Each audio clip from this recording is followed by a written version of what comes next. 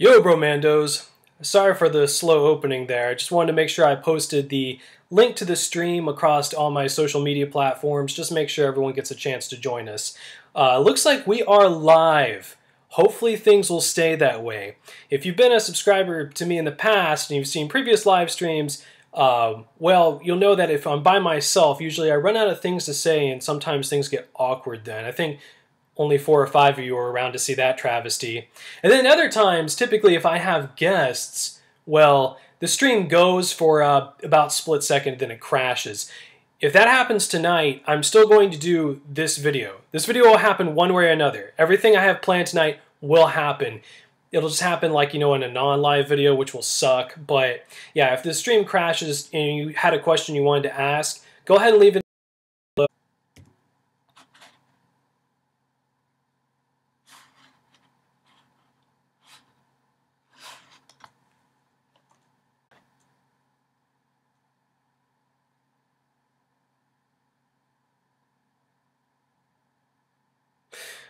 Okay, let's try this again, shall we? Yo, Brommandos, and welcome to the 1,000 subs live stream. Like I was saying before I got cut off before, just now, if you're joining me tonight and if for any reason, if the live stream does get cut off, this video will happen one way or another. I will make the same video, I'll just upload it, you know, in a non-live fashion, which will suck. But if that happens and you had a comment or a question you wanted to ask, just leave it in the comments below and I will make a video dedicated to it. So if there's, you know, one question, you know, that video will be dedicated to that one, answering that one question. Anyways, I'm going to run through what I'm going to go through tonight and then I'll go ahead and get started. So I'm going to begin by just kind of giving a brief history of my channel, kind of like the creation story of it. And from there, I'm going to talk about the kind of content I create here because so many of my subscribers are pretty much brand new. Like, you only have been with me for like a month now, I think. So I want to go through that, and then I'll get into reading some hate comments, and then I'll take some questions. I'll do some Q&A, and I'll answer your questions as best as I can. So before I do any of that, though, I just want to take a moment and say thank you to each and every one of you. I'm not the kind of guy who, like, you know, cries on like live streams and stuff like some bigger YouTubers I know, but I do mean it when I say that, you know, I'm grateful for every single one of you.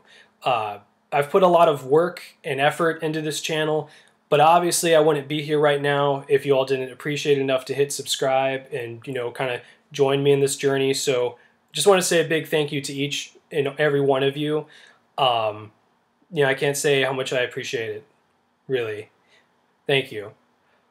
So anyways, I'm going to go ahead and give the sort of backstory of ActionRation, B.A. Thompsonator, kind of how everything began. So, oh man, where do I even start? So, okay, I began in October of 2015 is when I started uploading content. And I began as a gaming channel, if you all can believe that. I did basically Let's Play reviews, like you see, a lot like, you know, some of the major Let's Players do, like PewDiePie, perfect example. That's basically what I did. And I did it in a very sort of like deep macho voice, as if, you know, Macho Man Randy Savage was playing video games. And all those videos are actually still uploaded. I'm never going to take them down. I kind of find my, you know, the humble origins of every YouTuber funny. So no matter how big I get, I will never take them down, no matter how cringy some people might find them. They're still uploaded if you want to go see them.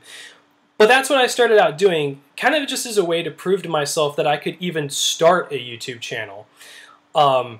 Before that, you know, what's crazy is I was never really into the internet. I never really dug the internet that much, never really used it. I actually started kind of like getting invested in YouTube and internet culture around 2013 when I ran out of basically all the, you know, movies and TV shows that I wanted to watch. It was like, I think I got to a point where I, you know, was watching the same TV show for about 5 times in a row, and I said, this is retarded. Like, why am I doing this? I've seen this so many times. And I was like, okay, well, you know, what else can I entertain myself with? Well, I remember watching some YouTube videos that were pretty funny. So I went to YouTube, and I could only remember the name of one YouTuber, and that was Cinemassacre. So that's kind of how I started watching YouTube and getting invested into the culture here, was Cinemassacre, like so many others before me. And from there, eventually, like I said, I did start a gaming channel, started uploading content, but obviously I don't do that anymore. And the reason for that was, it was around, I think, December 2015 when I started hearing the word Gamergate thrown around. And I'd never heard of Gamergate before. I had no idea what it was. And just from like a surface level, all I could really tell about Gamergate was that it was like, oh, you know, one girl's a slut, and oh, like some guys don't like women in game development. And I was like, okay, well that sounds dumb. You know, I don't care. You know, it sounds pretty dramatic. But I kept hearing about it, so I started doing some research, looking into it for myself, and I realized, I was like, holy crap! Like this is, I mean, this is nuts. Like this is, if we have the games journalists, people whose articles I've read, are basically attacking their entire subculture. It makes no sense. It is so weird. So I came down very hard on the side of the gaming community, even though I'm not a big gamer myself, even though I had a gaming channel. And I started doing more research. I started finding YouTubers like Sargon of Akkad and, you know, people of his ilk, and I started watching them a lot. And that was about the time when I think the Harambe incident happened. I'm sure you all are familiar with that from last year, one of the greatest memes of 2016. And, you know, that story took place with the guerrilla, and I remember they had the Justice for Harambe movement. And that was about the time where I just stopped and asked myself, what the hell is wrong with our culture? We have a justice movement for a gorilla that got shot because somebody was there trying to save a boy who fell into the cage at the zoo, Cincinnati Zoo, which is funny. I've been there. I used to live in Cincinnati. Anyways, and it's like, these people aren't, and it's like, and the way they were treating it as if a black man had been like shot by the police, you know, like a police brutality incident. And I was like, are you people really this, you lack the self-awareness to realize how like ridiculous and kind of racist this is? Like, this is so unbelievably ridiculous. I cannot believe that anyone would do this, and it would be an actual serious thing other than someone just trolling online. So I said, yeah, there's something wrong here. And of course, from that point on, we had the election, which was totally, you know, nut show. For several months straight, it was just complete chaos. And I think I got to the point where I was watching like 5 to 6 hours of political commentary, political social commentary a day. Like, I was completely obsessed. I couldn't get enough of it because there was just stuff happening so quickly. And I worked from home at the time, so, you know, I'd have that going on in the background. That's how I was able to watch as much as I did. And I just sat there like a sponge and just soaked in as much information as I possibly could. And after the election, I said, wow, I really have to stop or I'm going to be, you know, get committed. This is too much. But at that point, it was like I couldn't continue just to play video games and yell at them the way I did before. I couldn't do it. Like, I loved YouTube as a creative outlet, but it had to mean more. And I didn't really know exactly what that would mean. So I took a break from YouTube, and I basically just kind of, you know, did some thinking about it. And I was like, okay, well, clearly I want to talk about more serious things. So I'm just going to do that and see what happens. And I'm not going to spend so much time thinking about it. I'm just going to do it for once and just take a chance. And that's when I started uploading again. And you see that my content's like, it's, if you watch the progression of my content, it's like this really weird time where I basically just am in front of a webcam, kind of like I am now, in front of my wall of, you know, awesome stuff. By the way, if you're wondering where that wall is, it's right here to the left of me. You're right? I'm not sure. This is a bit easier setup for this kind of thing. But yeah, so I just kind of started doing that, and it is what it is. I'm not like the best dude live and uncut ever. I'm working on it. But, you know, kind of from there, I started, you know, doing what you see now with the last, like, I was right, Far Left Hollywood is dying video that you all saw. So, anyways, that's basically where my channel is and how it progressed up until now. I've kind of thought about bringing back video games at some point, but not really sure how. We'll see. Anyways, that's basically the story of that so far. I was thinking maybe like every live stream special, I'll, you know, maybe divulge more information about my background. We'll see. Let me know what you all think about that. Anyways, I'm going to talk a little bit about the kind of content that I make. Obviously, a lot of you are familiar with the social commentary stuff, the Hollywood videos I made, and some of the other stuff I made before that.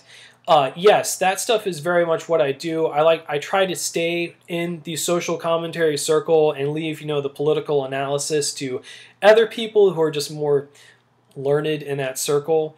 Like I said, I really only started paying attention to this stuff since December 2015, so I like to think I'm doing okay. Next, you got, I do movie reviews, and I do like entertainment lists that I got a couple of those coming up. I got some people who may find that funny that, you know, I rag on Hollywood as much as I do, but I still review movies. So here's the thing. I really like movies, okay? I really do. I went to film school. I'm kind of a big fan of them. At one point in time, movies were really entertaining, and it was a great medium. And then it just sort of got hijacked, like it is now. I was a fan of movies before, you know, political correctness kind of came in and ruined everything. Before we had outrage culture. Before a story could be honest and, you know, didn't have to be so safe to not offend people. That's where I want to see movies go back to. So yeah, I do movie reviews of films that I like from the past. Movies from, you know, the 60s, 70s, 80s, and, you know, even the 90s. And yeah, I'm going to do those every once in a while. So if you haven't seen one of those yet, I'll have one coming up in a couple days. And other than that, I said, yeah, the lists, of course.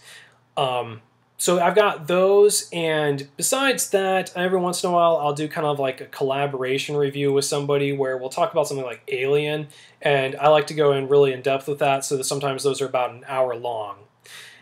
And I think that's about as much rundown there of that I need to give. Wow, it's like we've only been live for 17 minutes, and it's like I'm already, you know, kind of like just hitting through my bullet points. I always think it'll take longer to say what I'm, you know, kind of going through, but then I always just kind of speed through it. Let's see. Oh, I did want to mention that I do not, at this moment, I don't have any set schedule for my content, so I upload as much as I can when I can. And I really do mean that. I'm pretty busy outside of YouTube. It's really just a creative, you know, kind of an outlet for, you know, to be like a creative hobby. And, you know, and to connect with people that I wouldn't normally get to connect with in my, you know, daily life. So my YouTube channel is, I really, like I said, I do it as much as I can, as often as I can. But no set schedule, all right? So hope you all can live with that. Besides that, you know, I also want to mention that I don't take ad revenue on my videos. I do not have a Patreon or a Hatreon or any crowdfunding. I don't make any money on my YouTube channel for the time being. And I do that because I'm still relatively small, and I don't think there's really a need for that. And, you know, AdSense is dumb. I don't want to be beholden to, you know, AdSense. I don't want to have any income that ever comes from Google's advertisers, and I don't want to give them any money in return. So if it ever changes that I do decide to monetize my channel, you all will be the first to know. But for right now, I don't make any money off of it. It's just for fun. That being said, I do create t-shirts, and a link to my t-shirts is in the description of this video for my brand Tom Standard Tees through Amazon. I wanted to mention it this evening. I made a video a couple months back called I'm a Sellout, where I showed some of my designs, and some of those designs have changed since then.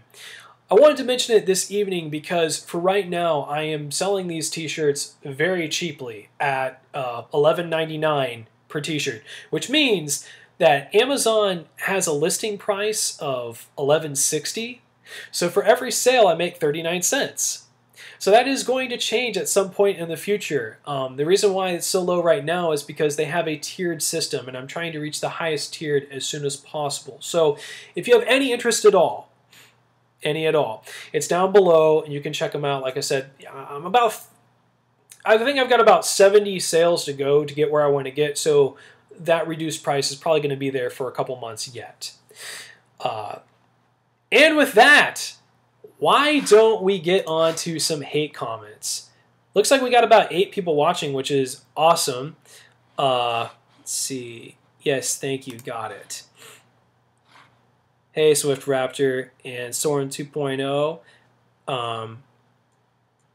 Thank you. Thank you. I really appreciate it. I swear I'm going to pay more attention to the chat in just a little bit, especially when I go to take comment or questions. But right now I'm going to run through some hate comments that I find hilarious, and then I'll go ahead and take questions. So here's the thing about hate comments. I love hate comments. Okay, they don't bother me at all.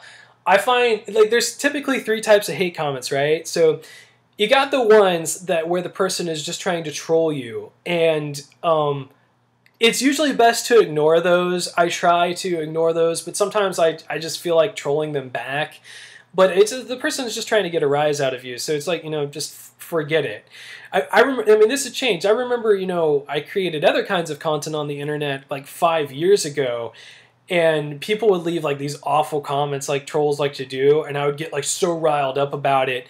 And, you know, finally I just realized, I'm like, dude, who cares? You know, like, whatever. It's some random person online. The second type of hate comments are the ones I'm going to kind of be reading. The ones that are just so ridiculous that they're hilarious. Like, I think the person, the way they read, it reads like somebody is either, I mean, maybe they're making a joke, but sometimes it reads like they feel like, you know, oh, I sure showed him. No. If anything, you just made me laugh.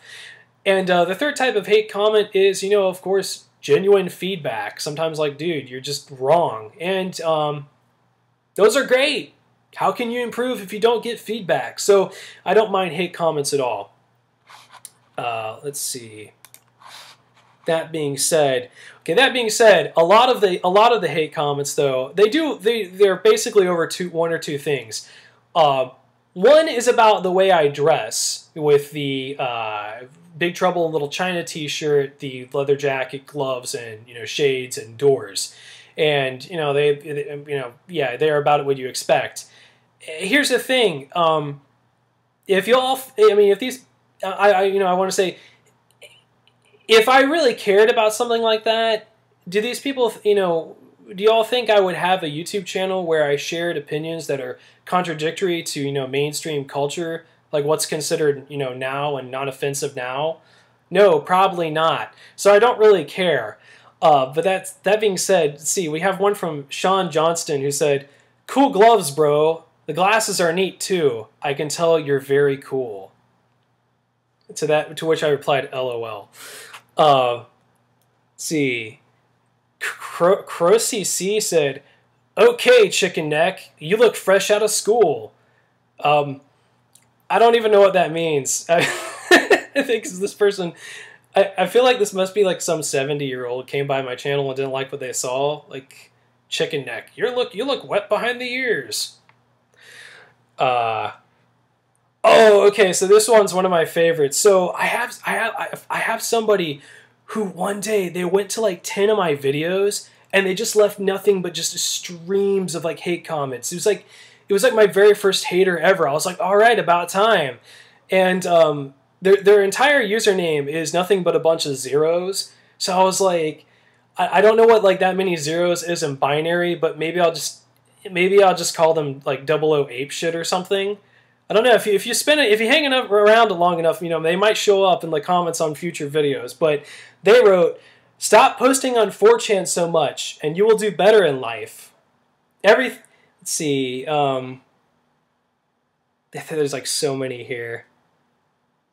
Okay, this one was in response to the Far Left Hollywood is Dying Good Riddance video. Hollywood isn't doing well. It must be because they make fun of poor little conservatives. If only they made more TV shows like Bible Man, then they would succeed. Typical far-right retard who went to the Tucker Carlson School of Journalism. Matthew Don wrote, "This video is poop. Meh." Let's see. This user wrote, "I loved this film. You, sir, have earned yourself a thumbs down." They're talking about The Mummy with Tom Cruise, by the way. If you all saw where I made fun of that one, because it was mind blowing. It was really good, with Russell Crowe as Mr. Hyde. It was truly did the old Universal monster films justice, and in no way seemed completely desperate to basically pull a Marvel in one film. Let's see. This user wrote, "The way you dress and talk suggests you have a micro penis." So this one comes up a couple times, and I won't go through all of them, but I don't know. Am I wrong here? But is it like, I feel like online, everywhere you go, anyone who sort of has this kind of like more like masculine persona, and talk kind of like delivers content in that manner, they always have like some dude in the comments who's like, "Oh, you have a micro penis," or "You're trying to compensate." And it's always like some dude who just kind of looks like a total beta douche, usually. Some male feminist type. I don't know. Is that just me? But that's what it seems. Let's see. Oh, okay. This one's awesome.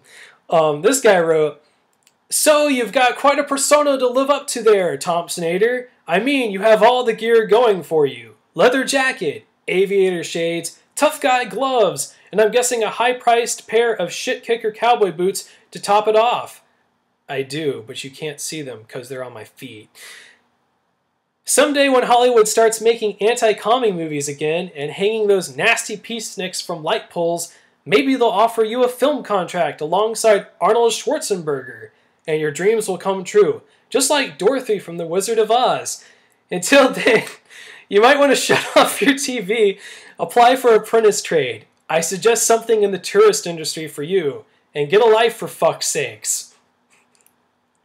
Because Arnold Schwarzenegger totally won't be dead by that time.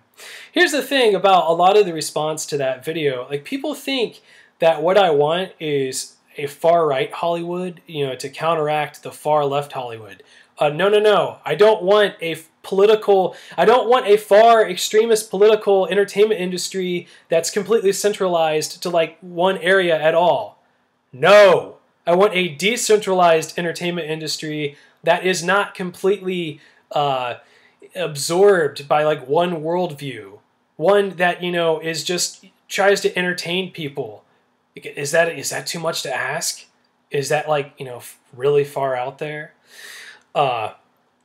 Whatever. This guy wrote, "LOL, this guy's trying too hard. Look what he's wearing. $100 says he hangs out at high schools looking for dates." Well, that, sir, is the easiest $100 I've ever made. Check, please.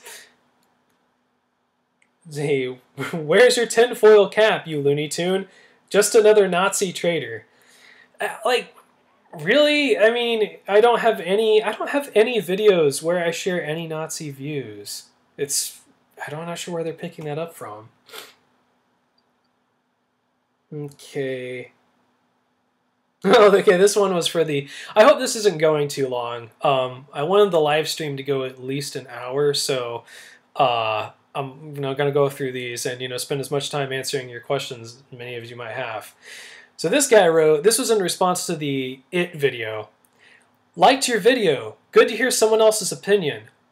Although, the plot is way deeper than your opinion on the movie and story. I can automatically tell you've never read the book. And yes, you do sound sarcastic sometimes during your review because of your ignorance of the story plot. And because of that ignorance, your review seems petty because you do not know the plot in depth. And that is why you cannot appreciate the movie for what it is. It's not about kids being bullied, which you continue on and on about. And with you trying to compare this movie to Freddy Krueger, it's pretty idiotic. Sorry, bro. This is a shit review from someone that did not even know the backstory of its characters, or even read the book. It's not fair for you to make an in-depth review on this movie. It was an excellent movie, well directed, very good production, and very good young actors. Your review is very short-sighted. Still gave you a thumbs up for trying. Well, thanks, I guess. Okay, we're coming to the end of these here. So, okay, I saved the best two for last. This guy wrote, "Dude looks like he's got tiki torches in his bunker." Yeah, they're used for cookouts. You and, me and probably most of your neighbors, man. Like, what would that actually imply if I had a tiki torch? Oh, I see what you're trying to say. You're trying to say that I'm a neo-Nazi. I guess the tiki torch is basically, like collecting Nazi memorabilia and having those views. Well, you caught me. Not only do I have tiki torches, but I also do collect Nazi memorabilia. Yeah, I keep it. It's not really a collection. It's actually my original uniform from 1939. I keep it under my bed in a coffin-shaped box made out of baby skulls. And sometimes on the weekend, I like to take skull calipers out and measure those skulls because they come from all different parts of the world.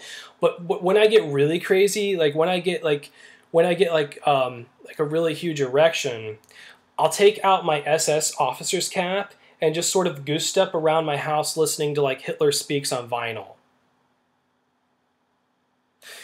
Anyways, last but my favorite is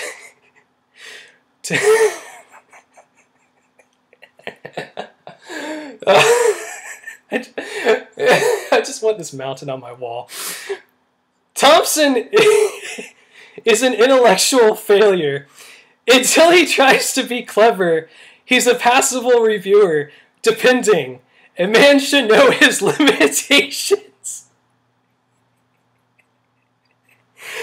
Thompson is an intellectual failure.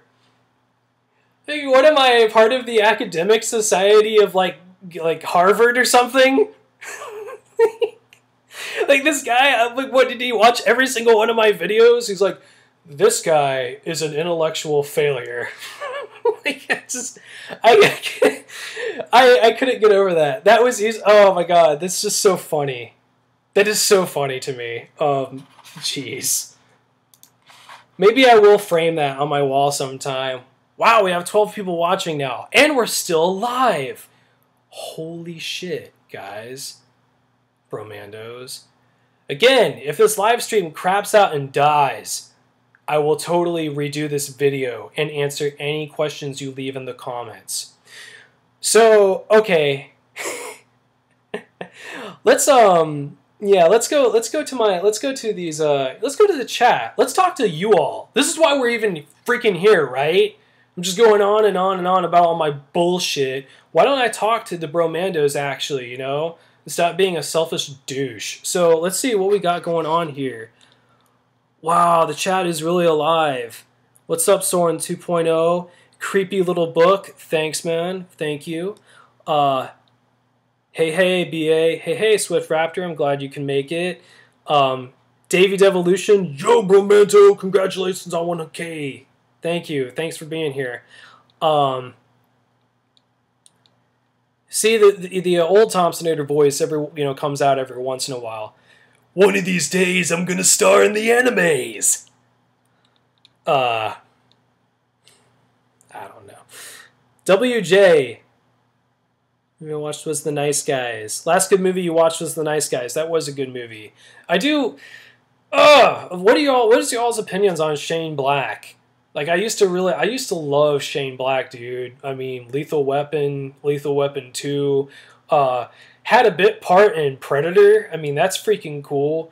But I gotta say, I'm not too enthused about this new Predator movie. It kind of looks like it's going to be The Nice Guys, but Predator, which is really weird.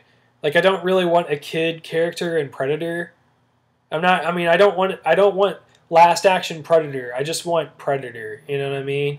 Uh, it doesn't even look like Arnold Schwarzenegger has a cameo, which at this point, I mean, Arnie's getting to be like 104, so it's disappointing. Should have made, Legend of Conan, or King Conan, whatever, 15 years ago. Anyone seen Blade Runner 2049? I have not seen that yet. Uneasiest Daisy, thank you for making it. Mad Dodge, glad to see you. Dane Flood, Dane, I'm hoping I'm saying that right. Welcome. And James Pawson, thanks for being here, bro. And Brian G. Okay, Brian. Well, yes, I'm not wearing the outfit this evening. I do have other clothes, but I do have a video coming up pretty soon where I will be, in the full Thompsonator outfit. A new review. Holy crap, guys! Yeah, my reviews. It still takes me a while to make a review, so this one took me a while to write. It is it's one of my favorite movies of all time. And they just made a sequel to it. So that review is coming out pretty soon. Hopefully the latest, oh God, I swear, the latest I should hopefully have that out is by Monday. If I don't have it out by Monday, I might I don't know, slip my wrist or something. I'll be really stressed out if I don't have it by Monday. Let's just say that, okay? So, all right, okay. So that's everyone I see so far. Y'all got any questions? This is supposed to be... Oh, okay, I do have some... Okay, I did have a couple people who couldn't be here tonight who did ask some questions. So I'll get to those first, and then y'all start thinking of some questions, now. Or just, some stuff we could talk about. So, I had a... one of my longest standing subscribers couldn't be here. Dread Darkwater 77, who said... If you could remake an action movie and had an unlimited budget, what movie would you remake, and who would you pick as the lead, and who would be the director? So I found this question, really funny because I'm like, okay, well, I don't like remakes and I don't like modern movies, but I gave it some thought, and here's my answer to that. So if I had to remake a movie, I wouldn't remake a movie. But I would be down with making a movie that kind of took place in the same universe as, something from the 80s, which I think would be really cool. I'd be totally cool if they made, all these reboots, they were really just, hey, here's another story in a universe that you really like. That would be awesome. But instead, no, it's got to be as marketable as possible. So it's got to be this direct sequel coming 35 years later where the original cast... who's really, really old, it makes some dumb cameo, and then we have we have something new that just sucks because it attempts to answer the questions to it attempts to fill in the holes left that was kind of filled in by the fans, and the kind of just destroys the mythos that got established by the original film, so people just hate it. But anyways, enough beating around the bush. If I had to make something like that, I would make another Highlander movie, okay? I would make another Highlander movie. It would be for $30 million would be its budget, because I think if you can't justify a film's creation with $30 million, then it doesn't deserve to exist. And for the person who would star in it, I would go with somebody who doesn't really have anything to prove, who can pull off badass. Somebody a bit older who doesn't look, the Hollywood pretty boy type. So I'd go with Clive Owen. I think he's a pretty solid choice. And everyone I like who's a director is old as crap. So you know what? I'll direct it. Yeah, why not? Sorry if that's the douchiest answer ever, but yeah, I'll direct it. What now?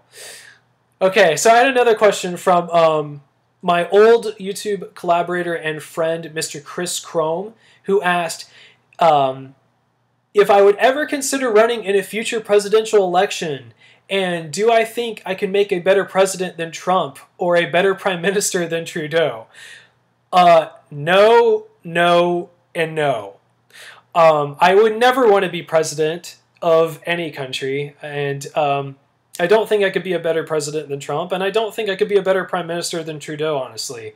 As much as I don't like Trudeau, I mean, I would probably be a terrible prime minister.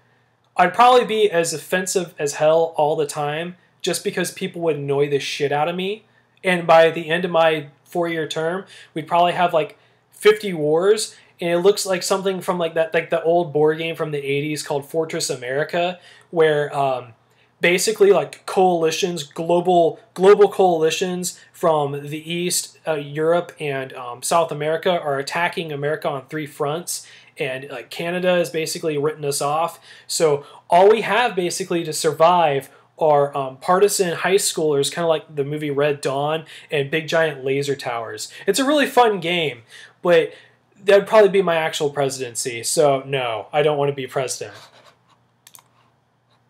Anyways, okay. Okay, getting on to questions now. So, Brian G asked, I hope you all don't mind if I mention your usernames. I'm still kind of new to this whole live streaming thing. If that bothers you, just say it and I'll stop. I don't know if that's like against live streaming etiquette. Anyways, you asked, have you ever read Jack Donovan's book, The Way of Men? I have The Way of Men sitting in that stack of books right there. I actually just bought it. I don't know much about Jack Donovan. Thank you, Brian. But I'm very, very interested. Like, the dude looks kind of like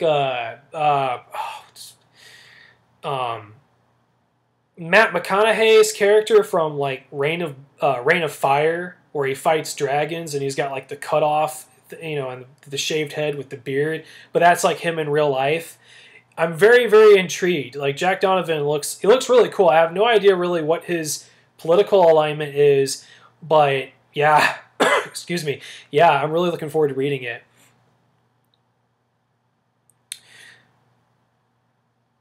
Clancy Brown was fantastically over the top as the Kurgan in Highlander. Yeah, right? I love his performance in that. It's so awesome. That's the thing I really miss about like old movies is, they had stuff. It's like, what if we had a guy called the Kurgan and he had a scar where someone tried to take his head and he was really over the top, and just like, why not?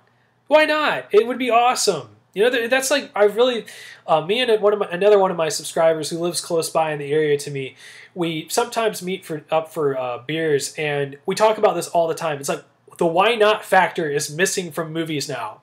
It doesn't all have to make sense. It could just be fun. How about that? Oh, movies that are fun again. Instead of, hammering home some god-awful, boring as fuck social message. You go to like PG-13 films now, and it's like, what is this movie about? Oh, well, it's about genocide. Oh, wow, that's fun. Let's see, the stuff you talk about is kind of relevant. Thank you. I hope so. I know I mainly talk about like how much I hate Hollywood mostly, and that's because my background was all film school. But I might branch out. I did branch out a little bit, if you all saw. I'm also a pretty avid, gun collector and believer in the Second Amendment. So I did make that recent video about gun control. You'll find out if you stick around. I'm just going to be me with my channel. I'm going to make the videos I want to make. I'm going to talk about what I want to talk about. Yeah, like I said, I do try to stick in the sphere of, entertainment and social commentary, but I'm not going to censor myself, and I'm not going to hide, like, what I think. I would never want to be in a situation where you got a lot of people where they have a platform, and, the platform is solely, like, they're just funny, and then all at once they try to come out and be like, the gender pay gap is real, and anyone who doesn't believe in it is a misogynist bigot. And everyone's like, this isn't funny. What are you doing?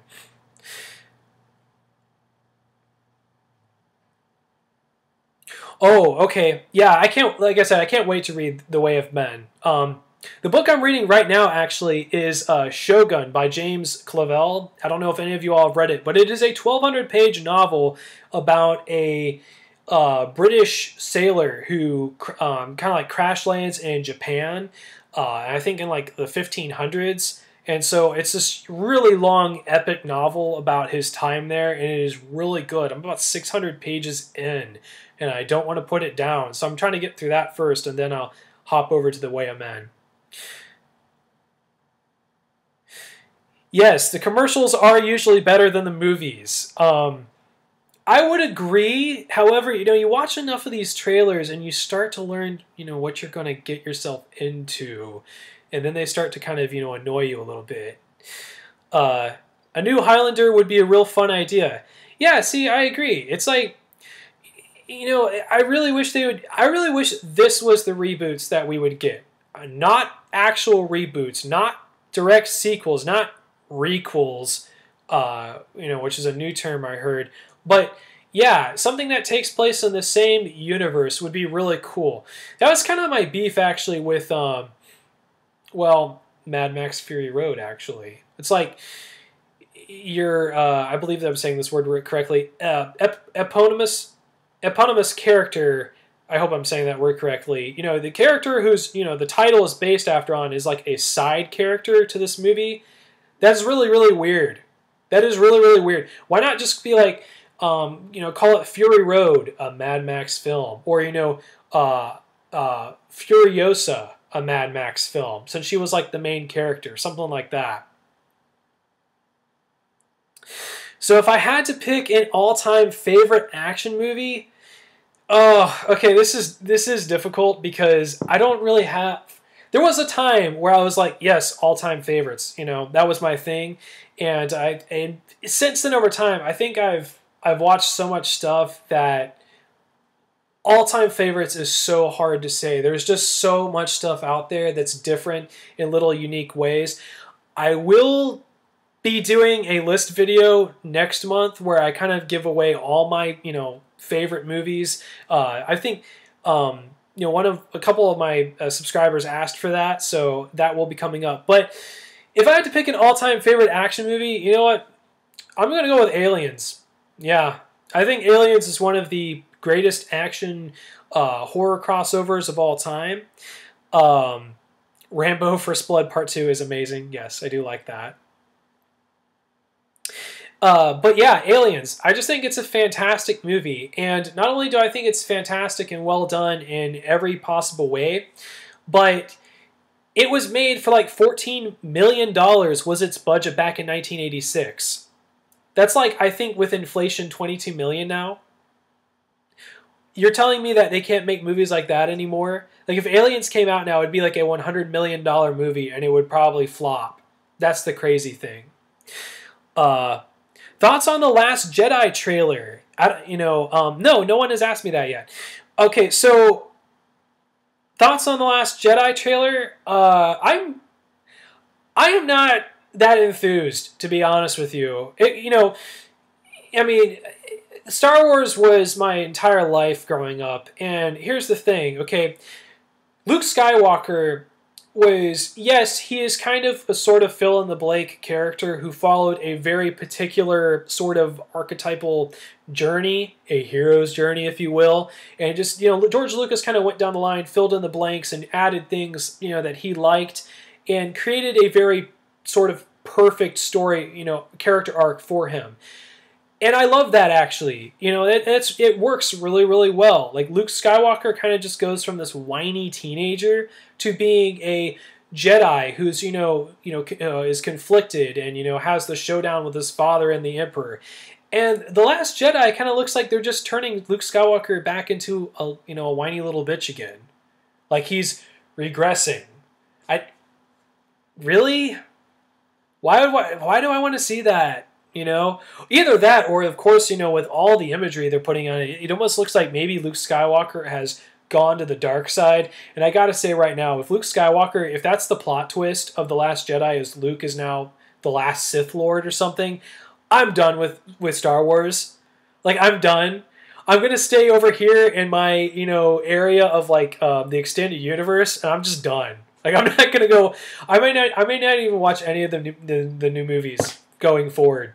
Just don't care anymore. See, ha, yeah, yeah. You would say that. Failed film student is telling me that Alien blows, dude. Okay, all right. We had a debate about that once, a semi-debate, a friendly debate. We have there's a long ongoing review saga of the entire Alien franchise, and we are working on a new one for Alien versus Predator now.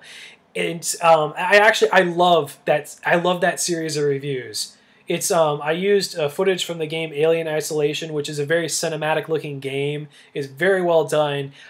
I highly suggest you check out those reviews if you like aliens, but you know, obviously I'm a little biased. Let's see. Thanks for joining Uneasiest Daisy. I was glad to have you, man.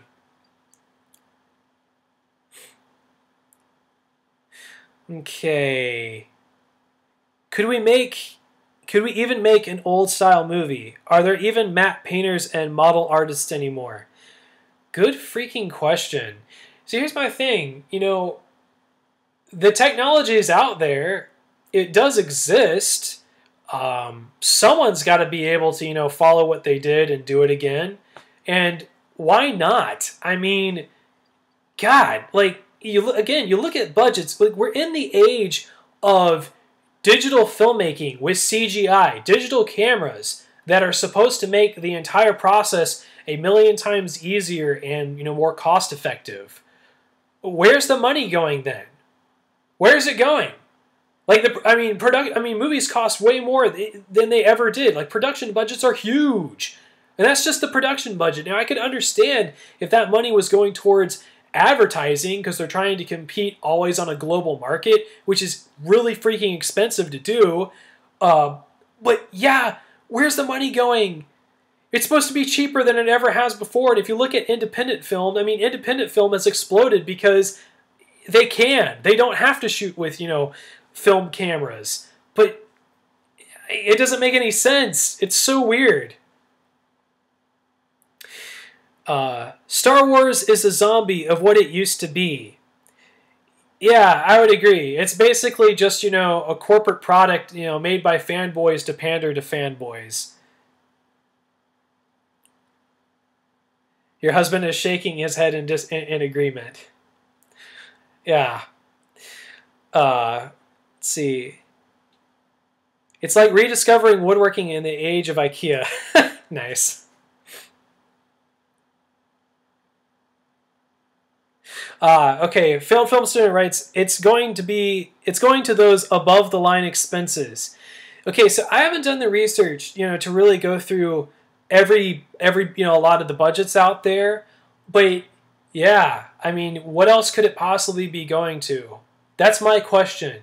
You know, you read rumors about what people get paid, like the big names get paid for some of these films. It's like $10 million is their asking fee. Or, you know, all the people you don't hear about. I mean, there are like, you see one or two screenwriters get credit, or one director gets credit by the end of a movie. There's been people before that. Blade Runner 2049, great example. That movie has been kicked around Hollywood for like the last 10 to 15 years. Just that script, just going around to everybody. Just going around like a revolving door to everyone in the town. Everyone's fingers touching it. All those people got paid something. Like that studio put that money to that, you know, all this time. I don't even know if that's counted in the like 150 million that it cost to make. Isn't that crazy? That blows my mind. How is that productive? I don't get it.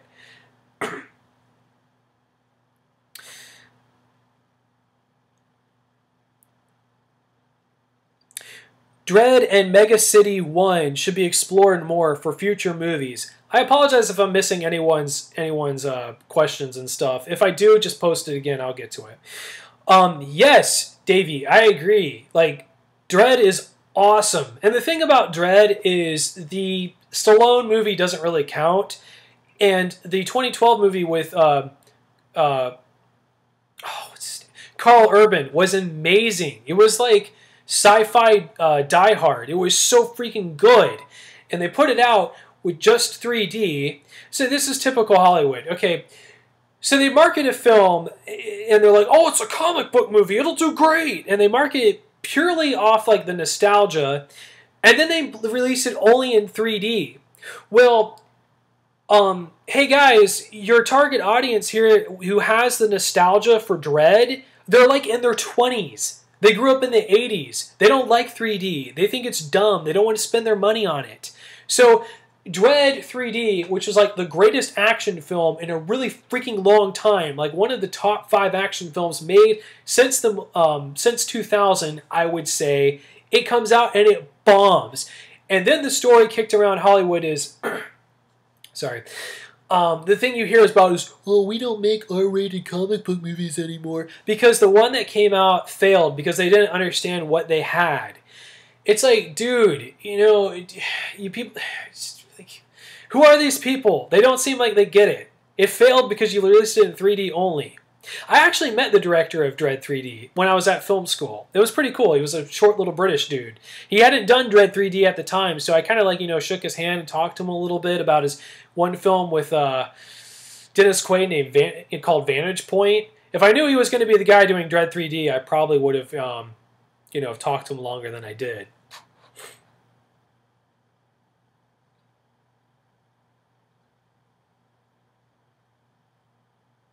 Soren, I'm sorry, bro. What was your question about Star Wars?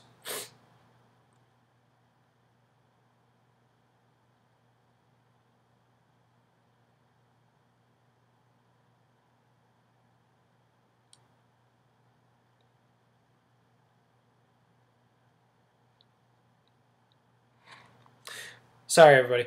I thought I did talk about the last Jedi trailer. Okay, well, anyways, I'm gonna have to move on. Thoughts on hype culture, hype around blockbusters compared to how it was 30, 20 years ago. I don't know. I don't know. I wasn't alive 20, 30 years ago. It seems to me that, you know, we get two kinds of movies, and well, the one is the one that everyone goes and sees now. It's the mass-budgeted PG-13 summer blockbuster film that is, you know, marketed to like everyone. And when these films trend, I go on Twitter and I look what people are saying about them, and it's like some little random thing. Like, you know, the perfect example is the Last Jedi, which has like Chewbacca and like whatever the hell that little thing is. It goes, you know, and like everyone's like, they're like, oh my god, I'm so in love with this. And I'm like, why? It's like some dorky little CGI creation. Who cares? I think there should be less blockbusters than there are now. I feel like everything is a blockbuster. The other type of film that you get that seems to get released and makes money, a little bit of money, not a whole lot, is like the independent movies, which were made by like 6 minor studios, maybe 5 minor studios now. That it looks like the Weinstein Company might be, you know, basically on, you know, death's row or something. Let's see. Replacing matte paintings with CGI mattes and other effects with post-process stuff isn't expensive. It's the 3 minutes of entirely CGI photorealistic scenes that cost millions that blow budgets. Interesting. Yeah, I don't know a whole lot about that stuff, to be honest with you. I know a little bit about it, but like, you know, what blows up the budget like that? You know, I'm not exactly sure. I do find that very interesting, though, because I remember being in film school and we had a kind of a special, kind of like a little bit of propaganda put on by Kodak, who was, you know, going under. And it was all these directors talking about film, and they go, no, they're like, no, what you don't realize is that the digital post-production processes are actually quite expensive. They actually inflate the budget more than film does. And at the time, we were all like, well, That's hilarious. I mean, how? You know, because we were actually shooting on film in school, and it's like, oh my god, you know, like, you know, don't expose it, and you got to get the shot, and you got to, like, you know, ramp up the film and turn it off, and it's like each actual can of film that gives you 10 minutes of shooting time, which in some cases is like one take. Yeah, this can of film can be like, I think like $500 or something. So, and then it had to be shipped off and processed and, you know, like color corrected. It was nuts. So we thought it was crazy at the time, but yeah, it kind of seems like maybe these digital post-production processes do inflate the budget. The Carl Urban Dread was fantastic. Yeah, I'm Brian G. Dane. I'm not sure what happened there. Sucks. I don't know. Frozen. Great example of hype. Disney definitely mastered marketing movies. Yeah, I would say so. That seems to be like what Disney is good at, marketing movies. They're not actually really good at making movies anymore. Which is why I guess they're like rebooting all their animations as, you know, live action stuff now.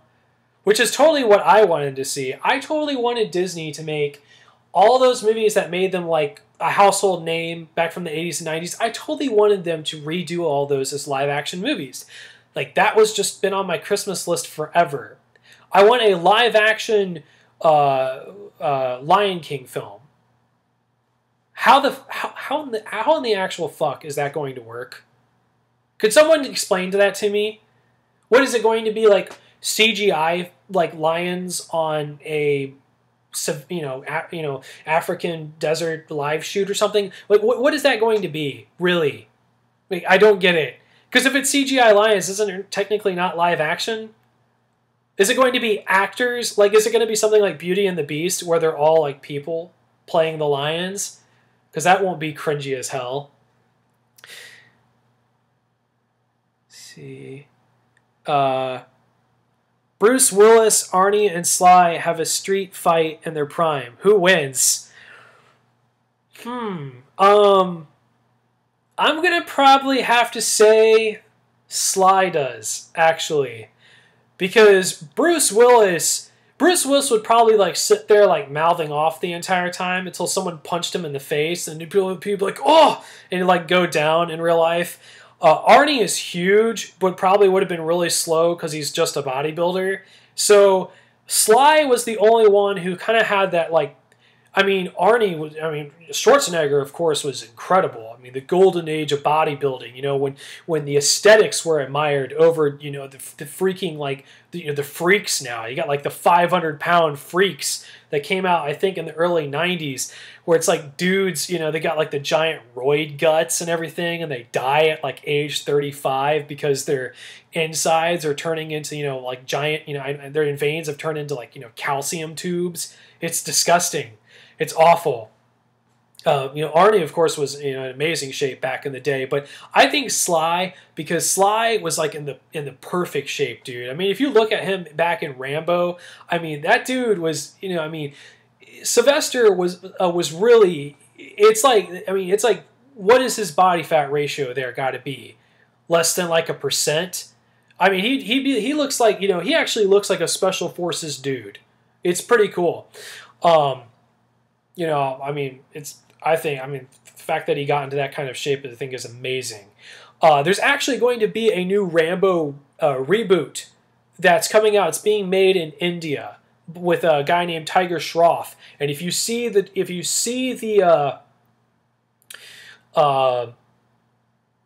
poster that they released for that, that guy looks like he really is into the role.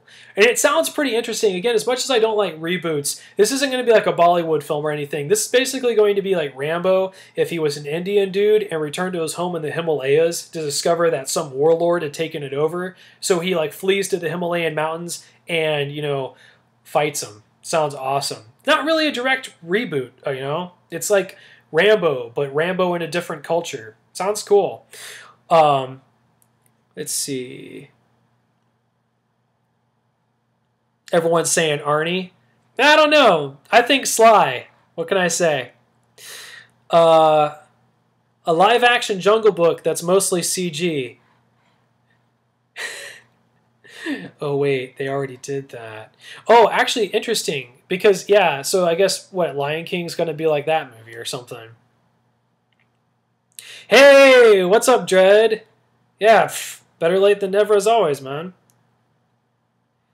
Can't wait for the Genie spinoff. Yeah, me neither. Rocky did beat Drago after all. Yeah, see? I mean, so he beat the I must break you guy. But here's the thing about Dolph. Dolph was never, I mean, Dolph was basically like a small dude compared to Arnie. So I don't know. Maybe that should be like, maybe that's what they should have now, uh we'll get Expendables 4, and it'll just be like, a live boxing match between Arnold Schwarzenegger and Sylvester Stallone. It'll be entertaining. I don't know how long it'll last before one of them keels over.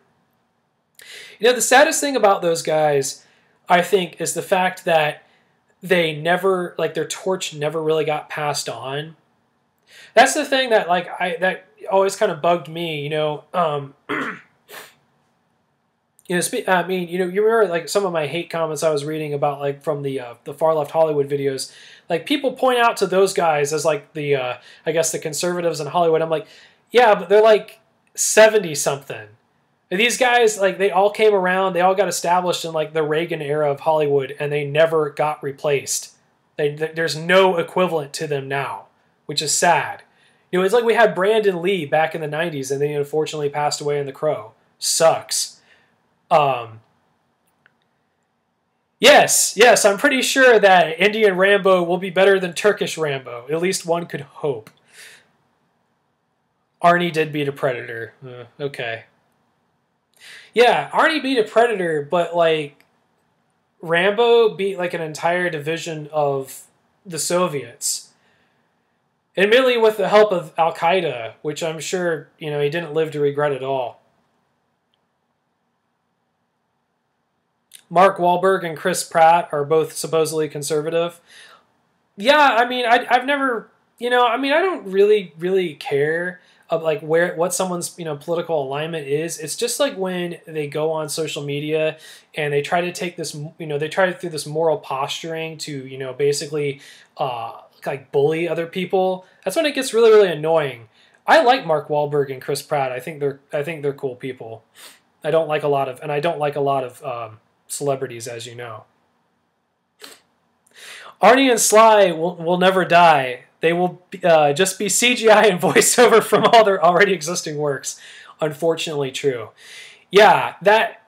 God, yeah, right? I think I called that... I saw something about that today. It's like, Carrie Fisher, who recently passed away, will be passing away again in the new Last Jedi movie. It's like a bit of a post-mortem exploitation. Do they have like a death clause in these contracts? They're like, by the way, just in case if you die, we're totally going to use your visage for money. Sign here. I mean, it's oh god, I hate that. I really hate that, to be honest with you. They did that with Ronnie James Dio, and it's just, god, whatever. Yeah, Tom Snyder gets his own 80s action movie where he plays a loose cannon cop taking down the bad guys with this iconic handgun and car. What car and what handgun does he use? Okay, so... Car. I think I'm going to go with like this, I think it's the 68 Dodge Charger, I think is the car. Whatever Brock Sampson drives. And handgun, well, of course my handgun would be a 44 Magnum, of course. What else would you pick? And then my secondary would be my Beretta 92 FS. Classic action movie gun. I mean, you got like, that's the gun that John McClane carries. That's the gun that Chow Yun-fat carries in all of John Woo's movies. It's the gun that Martin Riggs carries. It's just a great gun. And it's great for home defense too, so that's why I own one. Dude, what's your fave? Did I answer that? Did I answer that, loose cannon cop? Okay, yeah, all right. Dude, what's your fave Van Damme movie? All of them. I think I like I think I really like so Kickboxer. I think Kickboxer might be my favorite. It's like between Kickboxer and Bloodsport. There's actually like a lot of I was like looking up Van Damme recently, and I realized there was a lot of his movies I haven't seen. It's like I got some catching up to do. That's something about me that okay, I will give this away. I actually didn't grow up watching action movies or listening to heavy metal. I just sort of discovered both at 18 years old and never looked back. Bet you all didn't see that coming. Maybe. Okay. Yeah, Rambo. Okay, yeah. Rambo did also go back and single-handedly win the Vietnam War. He did. That's kind of like defeating a predator. Elvis and Frank Sinatra both have CGI cameos in Blade Runner 2049. That's wild. Look what I have to look forward to. I haven't seen it yet. Congrats on 1K subs. What will get a gender-swapped reboot first, Rambo or Indiana Jones? First off, thank you. Probably Indiana Jones, because that would be how it would go. We'd get like this remake of Indiana Jones, but it's like, actually, what would be like the feminine version of Indiana? It'd probably be Indiana Jones' like long lost daughter named she just goes by like Indy or something. No, actually, she goes by Minnesota Jones. That's what it would be, Minnesota Jones, and her crazy experiences against Richard Spencer like misogynists. That's how that movie would go. And they'd probably take a trip, to some island that we've never heard of to like discover, I don't know, long lost dinosaurs would be the thing they'd be going after. And they would discover some like ancient culture that was like perfect in every way, that was like a matriarchy or something. And then like the Richard Spencer character would show up and get like eaten by a velociraptor, and it would be a one big pile of shit. Please God, don't let them gender swap Indiana Jones. Please God, don't let them gender swap anything. Just create new characters. Tom Snyder as Dirty Harry would be great fun. Thank you. I'm, maybe that's how I'll reinvent myself, as an actor. Sorry. Love the Beretta 92 FS. It's the gun Mr. White dual wields in Reservoir Dogs also. Yeah, that's a good movie. That's actually still my favorite Tarantino film, I think, is Reservoir Dogs, his first. Gosh, such a cool movie. That was like the movie that, back when I was 18, when I first started discovering films, it was like, oh, Quentin Tarantino, he's like basically the new director of our times. And so I watched Reservoir Dogs first and, fell in love with it. I still love that movie today. I think that's, probably his best. I could see a Kate McKinnon Indiana Jones. Wouldn't make a good movie, but I could see Hollywood doing it. Yeah, that's the sad part, is I could see them doing it too. Did you all see the thing with Kate McKinnon where she's like, she's like a lesbian, which she is, and she travels to Themyscira and like makes out with Gal Gadot, and for like one of SNL's skits. Anyone else see that? Anyone else see that and think like, who wrote this? Who on the cast of SNL really wanted to make out with Gal Gadot on her guest appearance on the show? And did anyone else see that and think, wow, what writer writes this and thinks, oh, this is funny? I don't get it. I really don't get it. Like, I don't find it funny at all. I mean, I realize it's just, humor is very subjective, but ugh. Wow, we actually got through like, wow, great, you guys. We got through like the entire live stream. We're like an hour and 13 minutes in, and we didn't crash. It's amazing. SNL is supposed to be funny? I know, right? I prefer to forget SNL's still going. So many classics back in the day. Murray, Murphy, Aykroyd. What the hell happened? What the hell happened is right. I can tell you what happened. Well, they decided to stop being clever and decided to start, being like overtly political and only appealing to a certain style of politics that's popular on the West and East Coast and nothing else. That's what happened.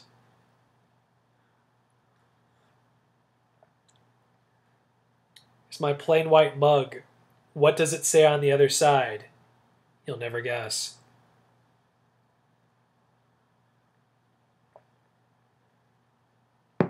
Let's see. 2PC. Yeah, it really is. Turned into propagandists. I'd say so. Maybe they should change the name to SJW. Yes, probably they should. What are my favorite news sources? Great question. So my favorite news sources are all independent media people. I don't pay attention to really any of the old kind of sort of like, legacy media outlets, as Sticks, Hex, and Hammer calls them, like, corporate media stuff and, websites. I don't really pay attention to any of that stuff. My favorite news sources would actually be, people like Stefan Molyneux, Sargon of Akkad, and Sticks, Hex, and Hammer 666. He is actually probably my favorite. And really, pretty inspiring dude, I think, because I think it's amazing that anyone in 2017 can basically just sit in front of a webcam with no cuts, and people like subscribe to that. It's like you would think it's something that visually sort of, I guess I don't want to say bland, but yeah, visually bland. Like it wouldn't take off, but it does, because people, connect with his message, and he's just an entertaining guy to listen to. Besides, he's got his stuff like his little spoon clanks and everything, which is always hilarious, meme worthy. You ever watch the Lords of the Night podcasts with Ranting Monkey, Scribelight, and Some Dumb American? No, I have not heard of that. What are they like? Philip K. Dick's work has inspired many classic sci-fi movies, Blade Runner, Total Recall, etc. Are you a fan of the original books? Yes. Yes, I am. It's been a while since I've read any Philip K. Dick, or really much sci-fi, really like old sci-fi in general. But yes, I do enjoy Philip K. Dick. I think he's good. He's good to read in doses, okay? It's like one of those things where I tried to read 5 Philip K. Dick books in a row once, and they're not very long, but I got through about 1.5 and was like, I had to stop. I couldn't keep going. But I think probably my favorites are, Do Androids Dream of Electric Sheep? I found that a very fascinating novel because I am a huge fan of Blade Runner. And I also really enjoyed, what's the name of that? Man in the High Castle it's a very fascinating alternative history book where the Axis win. I don't exactly remember all the others I've read. I think I read Minority Report. Of course, that is, a very fascinating, quick read that is actually printed out like a report, like a police report, which is ingenious. Let's see. They are anti-SJW channels. Well, I'm always down for that. Sounds awesome. SJWs. Aren't they funny? 5 years, I really do believe Sticks when he says that like 5 years from now, those people are going to be considered a complete and total joke. Complete and total joke. And not only that, but I can't wait for the day when one corporation decides to grow some balls and decides to take the to be very un-PC, very not safe with their branding, and all at once it just takes off and explodes, and all the other corporations realize, oh, that's infinitely more, popular than trying to be safe and unoffensive all the time. Let's all just do that. And suddenly their entire, morality that they claim to have, it'll just turn on its head. And all at once we'll hit this sort of age where all these people try to be probably as unpolitically correct as possible. And in that way, they'll even get sort of gratuitous and start pissing people off that way. It'll be hilarious. I remember a couple months ago where, what is it, like one of the Jenners, one of the plastic dolls who's connected to the Kardashians in some way, did that Pepsi commercial where she like handed a Pepsi, they're like having their march for progress through the streets, and she hands the Pepsi to the cop, and the cop's like smiles and drinks, and it's all safe, and everyone's like, started like, oh, of course she can do that. She's white and stuff. And so, Pepsi, pulls it and, apologizes like on hot coals right away. And I was like, what a bunch of assholes. I mean, really, that's what you get for trying to pander to, the moral outrage police. But what I thought was really funny is I was waiting for, like, Coca-Cola to come out and be like, drink Coke, bitch, and just do, like, the complete opposite. And what did we get instead? Well, we got, what was the Indian girl from The Office standing in front of, like a green screen that said Coke in the background. And it's, like, the safest, blandest thing I've ever seen. She's sitting there, she's like, drink Coke. Coke is good, you guys. I know. I was in The Office. Coke is bubbly. The end. It's like seriously. That's why I hate That's why I hate corporations. They've got no cojones. You know what I'm saying? They've got no balls. I mean, come on.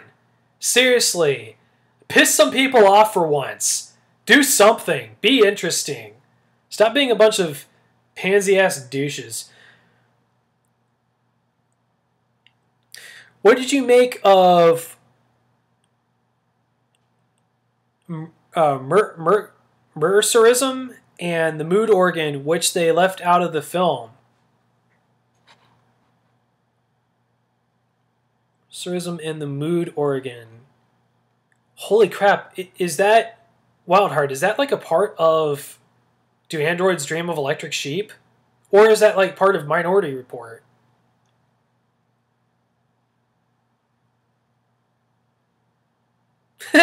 Take your shirt off. No. I don't want to go all amazing atheist on you. Just quite yet. I'm not that desperate yet. Yes, from Androids.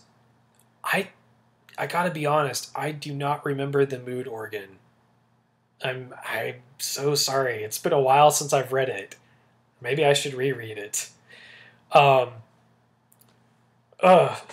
Sorry. I don't know. I know that I will say this though. From what I remember of that book, besides like basically the setting for the universe and the general premise with Deckard, pretty much the entire thing is different. Like, there is a guy who lives in basically an abandoned apartment building, and most people are going off-world, but it is like completely different from the actual movie, which I really enjoy because it's kind of fun to, get a movie you really love and then read the novel, and it's completely different. So it's kind of like, you get like, you're getting like a whole nother story, but something you're going to like anyways. A lot of the original James Bond novels are like that. I'm a pretty big Ian Fleming fan. Do you think they could remake 1984 in this current environment? Of course they would. But if they did, it would be all about how you should, 1984 is actually it's a message for how you should trust the media, and you should trust big government, and you shouldn't believe in all the fake news you hear online. That's actually the real message of 1984 is conforming to the culture around you and not questioning what Big Brother has to say. That's what it's about.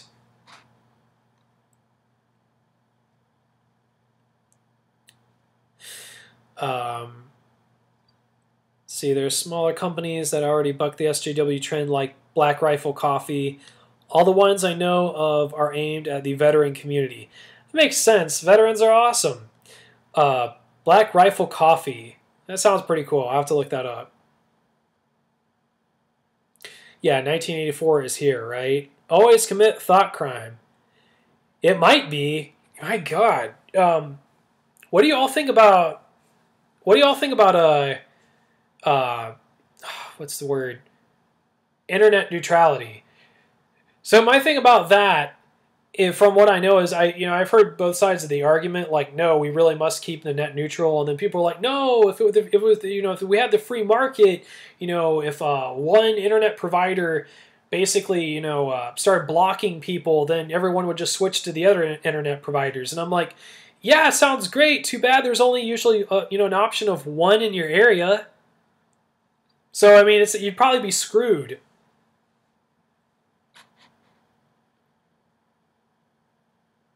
Do I have any Mandela effects? I apologize. I'm not sure what a Mandela effect is. I probably should just look it up, but it's kind of hard since I'm like on a live stream right now.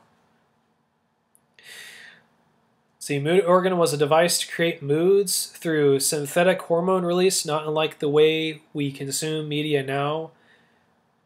Mercerism was their equivalent of religion, which involved thousands of people logged on and sharing false experiences, not unlike social media. Yes, I do remember that. Like some prophet character who was really bizarre, kind of. I remember that vaguely now.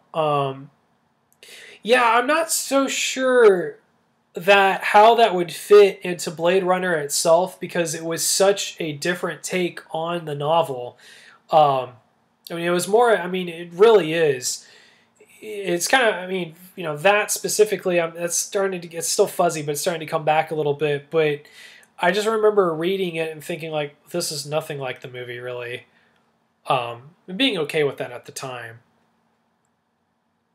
2 + 2 = 5. Well, yeah, that's just mathematics. Memories of history that don't exist. Yeah, that's a part of Blade Runner that I actually really like, the memory implants. Well, that might have been in the book too. Watch the Luke, I am your father scene from Star Wars. It's not the same anymore. What do you mean? They didn't go in and change it, did they? The special edition. The Luke, I am your father, but not really.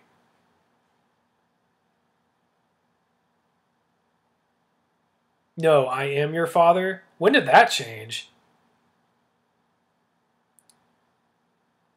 Oh, it's actually changed. Okay. Okay, I'll have to go watch that. Kind of, sounds awful. See, they don't enforce any of the monopoly laws on the books right now, and anyways, so it doesn't really make any difference. Yeah, that's the problem. I would agree with that, Dredd. I think there's a lot more monopolies going on than people care to admit. I'm not an expert on the subject. It's just an opinion. Net neutrality is less of a concern than the cartel that kind of exists among Google, Amazon, and Facebook. How do we live without these guys? We are too dependent on them. Yeah, I'd agree with that. It is kind of horrifying that basically 3 websites almost control the internet. But maybe not for much longer, Amazon better keep their nose clean, because, look at, what's kind of happening right now with YouTube. YouTube kind of has YouTube and Twitter, and I'd say Facebook. They all kind of have barbarians at the gates, people knocking out the doors. Rise of the alt tech. Oh, by the way, I meant to mention that. I am on BitChute, and I am on VidMe, and I am on Minds, and I am on Gab. So I would highly recommend that you check out these sites. They are growing. I don't have a lot of interaction on at least Minds itself. I try to post stuff there, but it doesn't really get like a whole lot of interaction. Gab, it's like I post one little thing, I get like 27 new followers. It's cool. And people who say like Gab is like the Nazi Twitter are just nuts. I mean, I'm sure those people are there. It's called freedom of speech. Everyone gets the platform. It doesn't mean everyone there is a Nazi. Not like all of you actually believe that. I don't think I have to clarify that amongst this group, I hope.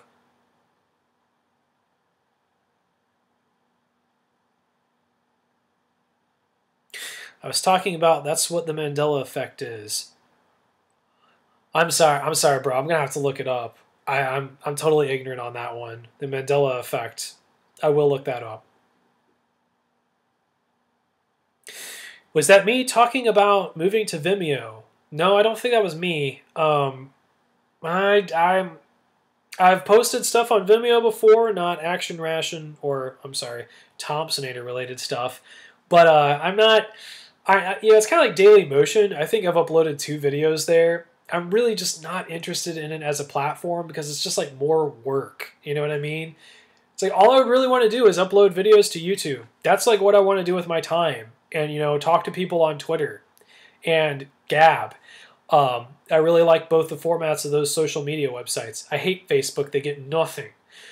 But, it's like things are just so crazy right now. It's like you got to upload your videos to 3 or 4 different websites because you never know when YouTube's going to come in and be like, oh, Thompsonator, who's this guy? Oh, he must have like tiki torches in his bunker. Oh, community guideline strike. Oh, delete. Whoops. It's insane.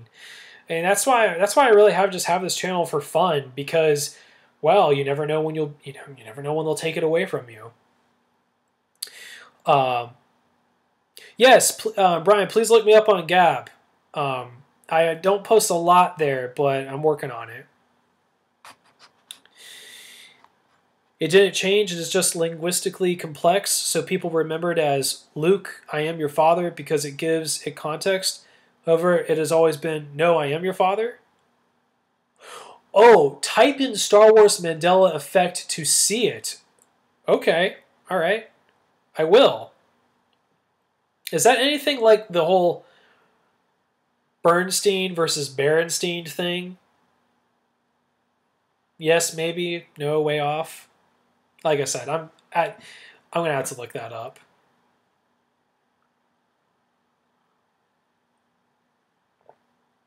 Let's see if we got any more questions here. We've made, hey, Brommandos, we've maintained like 12 people watching like the entire time. That's freaking awesome. Thank you all so much. Get ready to have my mind blown. Okay. I would do that right now, but I have a funny feeling that like the stream will just, crash. I'm actually quite happy that it didn't crash. How much would it have sucked if it was the video was basically this, but like, not live? Would have been total garbage. See, do I prefer the more serious 80s action of stuff like Kickboxer or the more tongue-in-cheek one-liner stuff like Commando? So I really love both. I just love 80s action movies, dude. What do you mean? They're all great. No, yeah, I like both. I like stuff. I enjoy stuff like Kickboxer for what it is, and kind of that the stuff like Van Damme did. I think it's a lot of fun. But I mean, I like the stuff also that doesn't take itself that seriously. So Commando I think was great. And pretty much anytime, John Carpenter teamed up with a wrestler or Kurt Russell, it was amazing. But yeah, I mean, I like both. I just like, movies of that time, back when they were entertaining and they were fun. Because even Kickboxer is a fun movie. I mean, is it Kickboxer? Yeah, it's Kickboxer where, like, Van Damme freaking goes to the bar for, like, no reason and, like, dances. Like, why? Because it was hilarious. It's awesome. I love it. He's got like that scene in Bloodsport where he has like the worst chase scene ever with Forrest Whitaker. They couldn't possibly have thought that was good. Maybe they did, but it's horrible and hilarious. You got stuff like that in Hard Target as well. Like, Hard Target is filled with just so many goofy ass moments. It's great. There's some Van Damme movie. I'm thinking of another one now where he like infiltrates a prison. This is a movie. This is one of them, right? I don't remember the name. He infiltrates a prison, and I remember watching the first 10 minutes of it. And there's specifically a scene where he's showing his ass to the camera, and he's like holding his boxers or his man thong or something. He's like holding it like below his ass cheeks, and then all at once he very deliberately like lifts it up and snaps it back, and it's like he very clearly was like holding his ass trunks in place and waiting for the director to call action, just so he can lift them up and snap it in place. It's like, did he like fight for that? Was that like what he really wanted in the movie? He's all like, yes, I'll do your movie, but I must show ass. What was that? What was up with that? But yes, I like both those movies. I like both those styles of movies. Steven Seagal's become somewhat of a meme in recent years, but would you put him up there with Van Damme when solely considering him in an 80s context? I like Van Damme better, dude. I just do. I think Van Damme was way cooler than Seagal. Seagal... it sounds hot. Seagal has his movies... I think if you got people like Sly and Schwarzenegger, then you got people like Van Damme of that same time frame. I think Seagal is like maybe somewhere down here, somewhere. I don't know. It's just like we have Under Siege and Under Siege. Then his other movies, and I don't know. He's got some fun stuff like Above the Law is not a bad movie. So I'm getting kind of parched here. Above the Law is not like a bad movie, but what is the one where he says he's like, I'm gonna take you to the bank, Senator, the blood bank. I can't even say that with a straight face. I hope I'm not butchering that line. It's just so funny, though, and he says it, like, so seriously. The blood bank.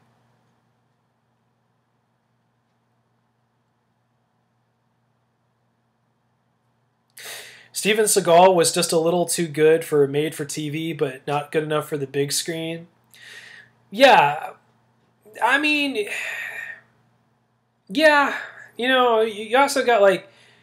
Chuck Norris. I mean, where would you all rank Chuck Norris compared with Van Damme? Like, I mean, Chuck Norris is a badass. He was a badass. I mean, he's a badass in real life. He won. He actually like went out and won a whole bunch of karate tournaments. But the guy's movies, I mean, they're okay. Some of them are much better than others. My favorite Chuck Norris film of all time is definitely Missing in Action 1, 2, and 3. I like all of them. Other than that, they're pretty hit and miss, really.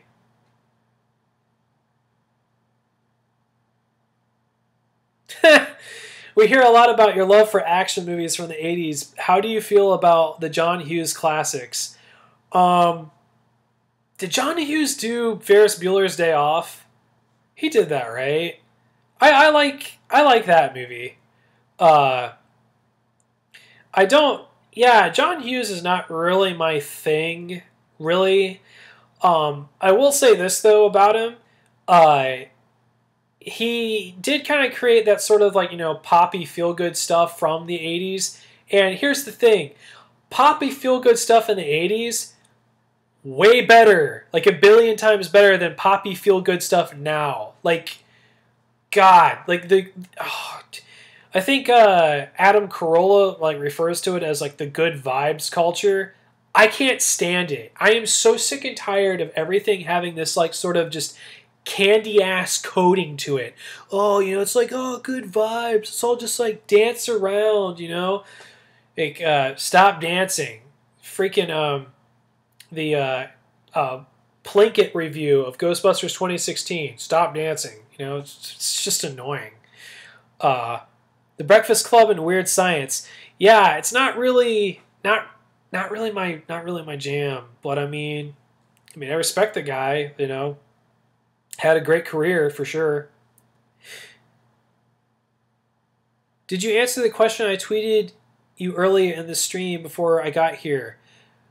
Dread, can you post that one more time, dude? I'm not sure if I caught that question. Your grandmother loves Steven? That's hilarious. Hey, Player Ready. Chuck Norris is way above Steven Seagal. When I worked at Blockbuster late 90s, early 2000s, women rented the shit out of Seagal movies. Yeah, they were going for that, strong jawline and ponytail and, smooth, silky voice, I guess. I mentioned Highlander earlier. Christopher Lambert. Is he like, can we call him maybe like the, what is he, French? The French Steven Seagal? I don't know. I'm just making that up there. But Steve McQueen though. Oh, you mean the director making movies now?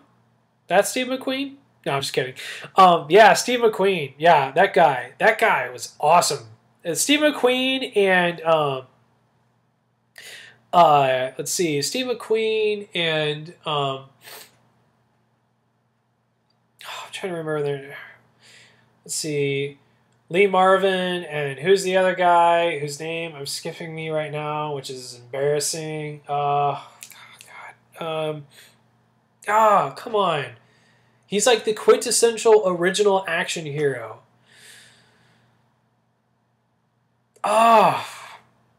He's the other guy from The Great Escape. Death Wish. Charles Bronson. Damn it. Yes, Charles Bronson. I love those guys. Yes, the actor. That wasn't a knock. That wasn't really a knock against the director. I don't know much about him. It's just funny because I'll see Steve McQueen trending now, and I'll be like, Steve McQueen's trending! What? And I'll click on it, and it's like the director. I'm like, oh, okay. That makes sense, I guess. Yeah, I love Steve McQueen. He was like one of my favorite actors when I was a kid.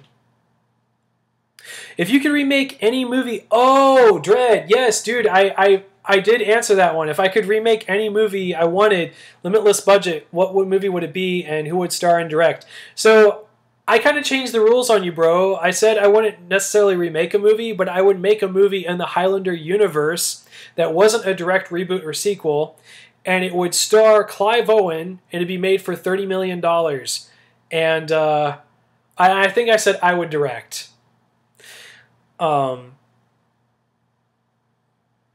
See, his famous line when I was a little boy, it sounds like Olivia Newton-John.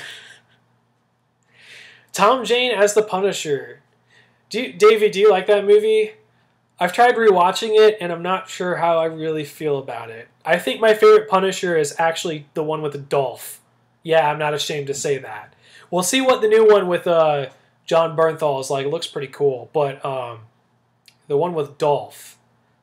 Thinking about doing a review of that one, actually. Tom Jane is the man, probably most underrated man in Hollywood. He's a cool guy. I don't have any problems with him. I think he's a good actor. Uh-oh, stream froze. Did it come back?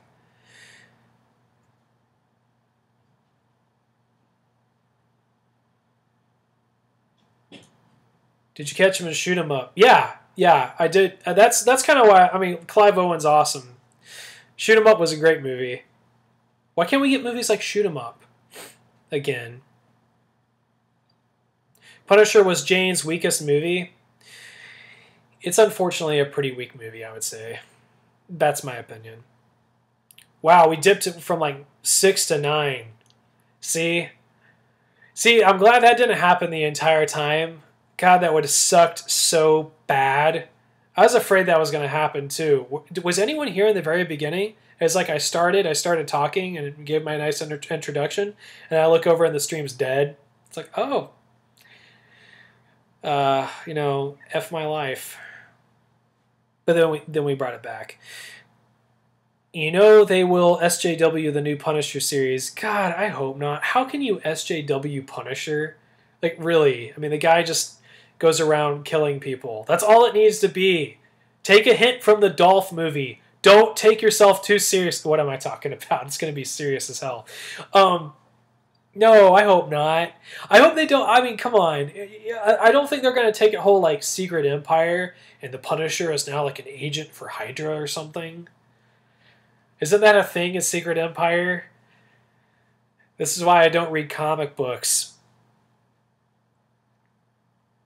His best are Deep Blue Sea and Stander. Deep Blue Sea is amazing. Cutting the wheat from the chaff. They will find a way. They will find a way to social justice the Punisher. Probably. Are Netflix producing as per the Daredevil series? As far as I know, yeah. It's like Netflix, but Netflix's Punisher. Kind of like their Defenders stuff, but with the Punisher. I'm looking forward to it. Punisher will punch Nazis, respect women, and get woke. Yeah, probably. That'll be, yeah. Watch, it'll be like Punisher takes on, you know, this secret, like, wing of Nazis, and all they do is they basically just, like, slap women around, and they just, you know, they're racists because of no real reason. They just really want to be racists. That's another thing in movies now. There's no subtext at all. You have this bad character who's bad because they're racist. They have no motivation. They're nothing else. They have no drive in life except to just be really hateful and bigoted to minorities and women. That's all they care about. That's their goal in life. Just being racist and bigoted. Because that's what people actually do.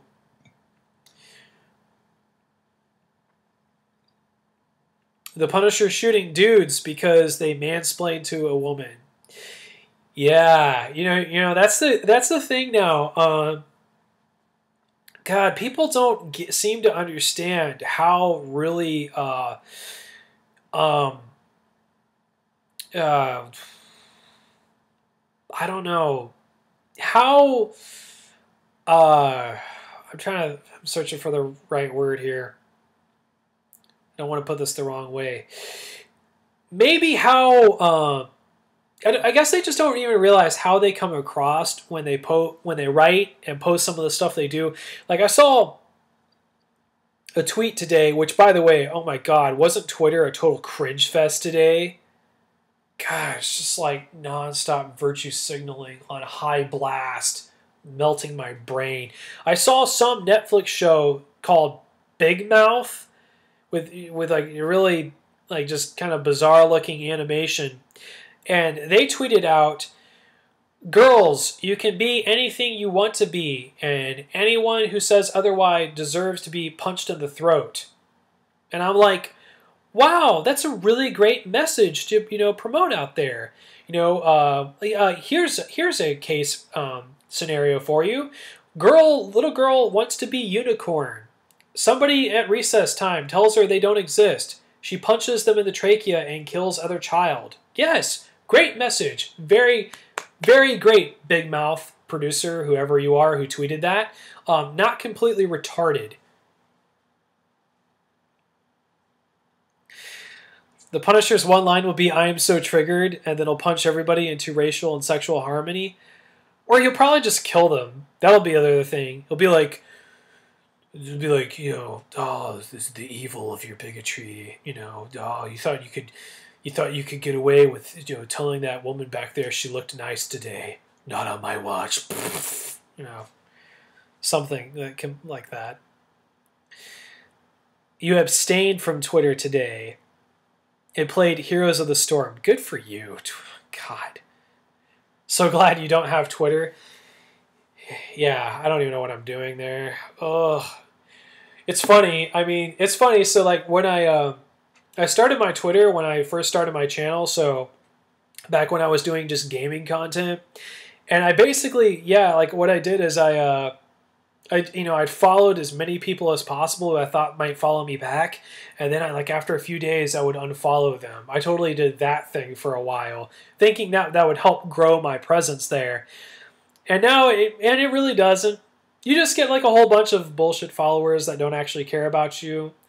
And then it's funny because now that I post like kind of insightful things to people, and stuff like what stuff today trended, I'll check my follower count and it just kind of slowly ticks down. Doesn't seem to go up very fast, but every once in a while it's just kind of, like, oh, I have less. I guess I'll just make it up in volume.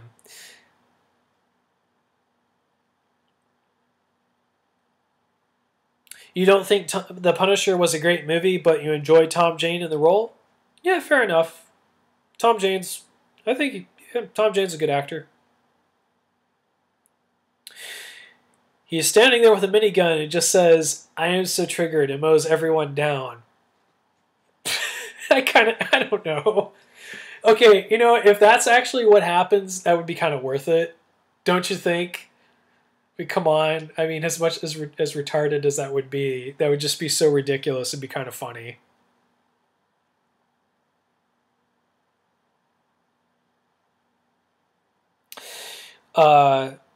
What other mediocre films have been elevated by the performance of their stars? And Wildheart's vote goes to Stallone and Cobra. Yeah, of course. Another movie that I like is Arnie and Raw Deal. Anyone see Raw Deal?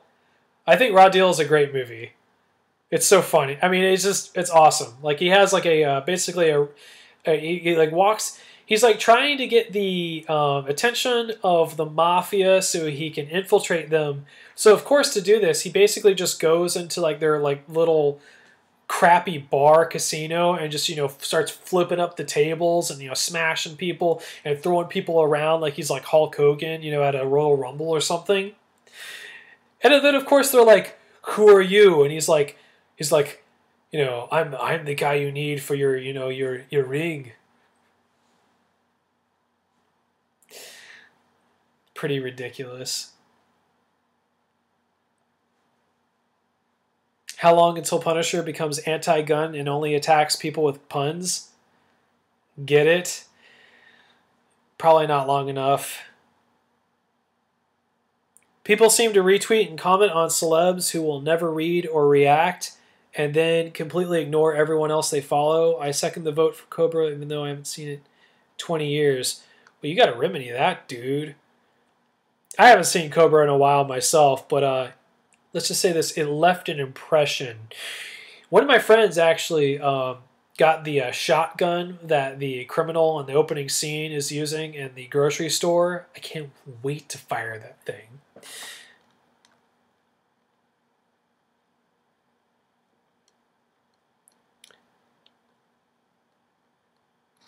Stallone was great as Cobra, bad overall movie though.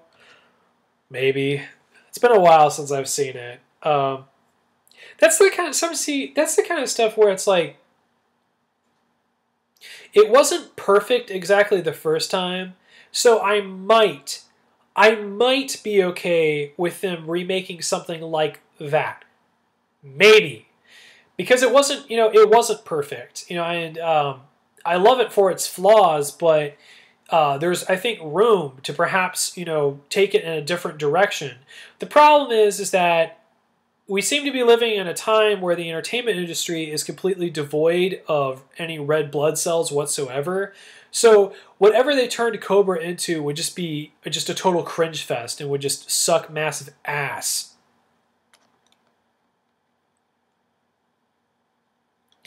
Marvel needs to make an R-rated Ultimates movie. I'm actually not familiar with the Ultimates. I don't know much about Marvel, but I would agree that more R-rated movies would be awesome. Sam Elliott in anything? Hells yeah. Sam Elliott in Roadhouse. So I used to have, when I was in college, I used to have hair like down to here, and it was basically looked exactly like Sam Elliott in Roadhouse. It was pretty funny. Who's played the best Nemesis in an 80s action movie? Oh.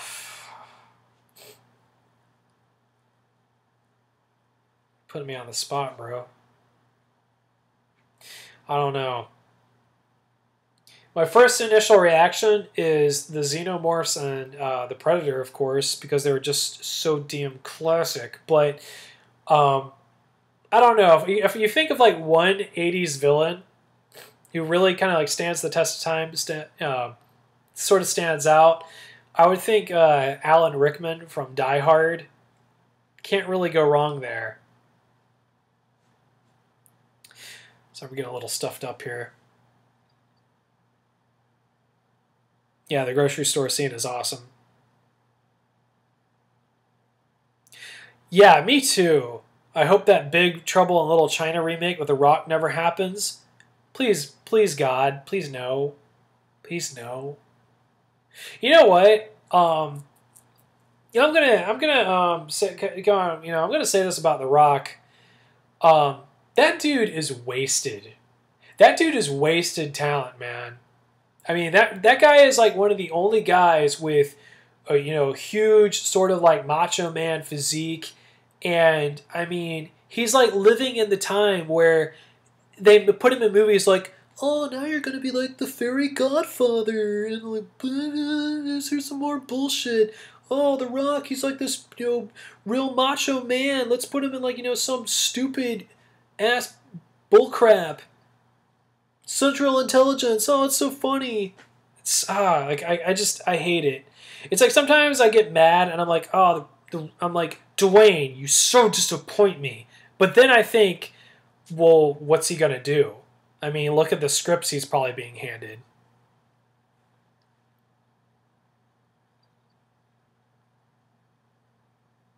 Another scene that sticks was the opening to The Last Boy Scout. The movie is probably garbage, though. Nah, not one of Shane Black's best. That was like one of those movies where it was so... I think I remember it being so gratuitous that even I was kind of like, why?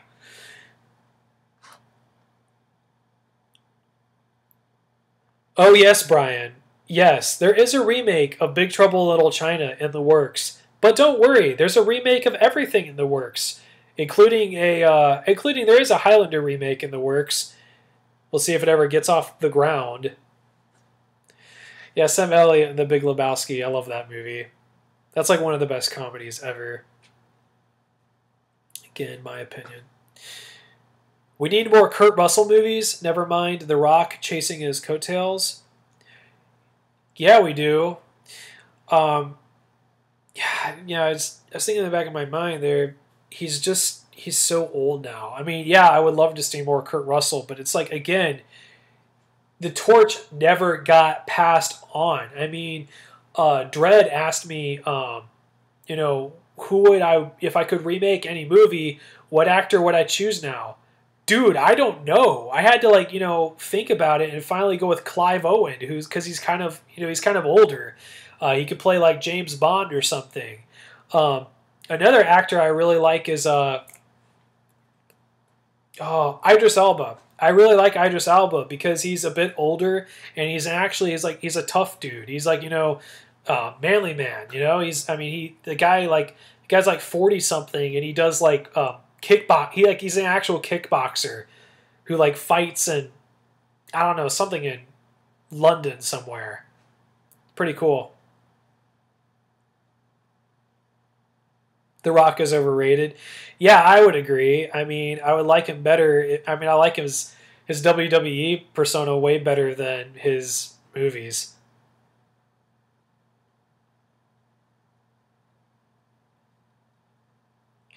Gary Damn Busey and Lethal Weapon. What's the movie? Isn't there a movie out there where Gary Busey is the lead? It's like, I know there's like some action movie from the 80s that I actually haven't seen where Gary Busey is the freaking lead. I need to get on that. It's like movies from the 80s where Nick Nolte was the lead.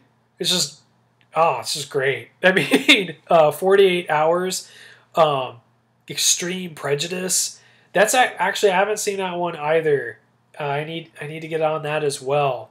I don't know if anyone here has seen Extreme Prejudice, but it was written and directed by John Milius, like one of my favorite directors, one of my favorite filmmakers, period, of all time. Mr. Joshua. It's a pretty funny name. Yeah, Busey is a great villain. Thoughts on the Fast and Furious series? I don't have any. Nah, I'm just kidding. Fast and Furious is...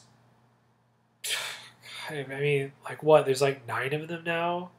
They're still going? You know, I'll say this. That's actually like one of those series that I haven't really invested the time to go through. I'm okay with them, honestly. I mean, they are what they are, and they do seem to be popular, but I don't know. It's just not my thing. It seems, I don't know. It seems very, I don't know. It's okay. The first one was cool. I'll say that about him. I don't know much. I don't know a lot about him, so I probably shouldn't give like an opinion that just might be unfounded. I did think the new one though, like, what is it? I don't remember the title they had now, but it's like they're driving through the snow, and I'm like, oh, so this is Fast and Furious Die Another Day edition or something? And like the title of it kind of gives the sense that it's going to be the last one, and no, now there's going to be more. There's going to be a Jason Statham The Rock spinoff. It's like, God, just move on. Create something new.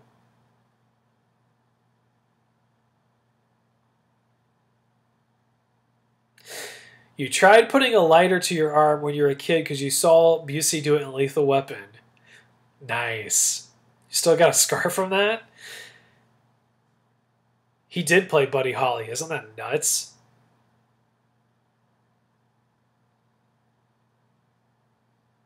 You have muscles like the guy who beat me up in high school, so now you'll wear this pink dress in my new movie? Who said that? Too bad about Milius. He's not dead, is he? Just as his stroke? It really is too bad about Milius. If that's what you mean, it really is too bad about Milius because Milius was so awesome, dude. I mean, that guy...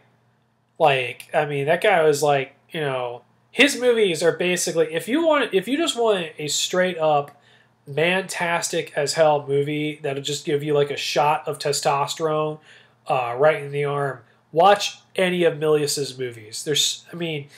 He was so good. He's so prolific and at the same time just so incredibly freaking badass. Like, I love Milius. He might be my favorite. One of, at least. Well, actually, no, he is my favorite because, you know what? He wrote and directed the original Conan the Barbarian with Arnold Schwarzenegger, my favorite film of all time.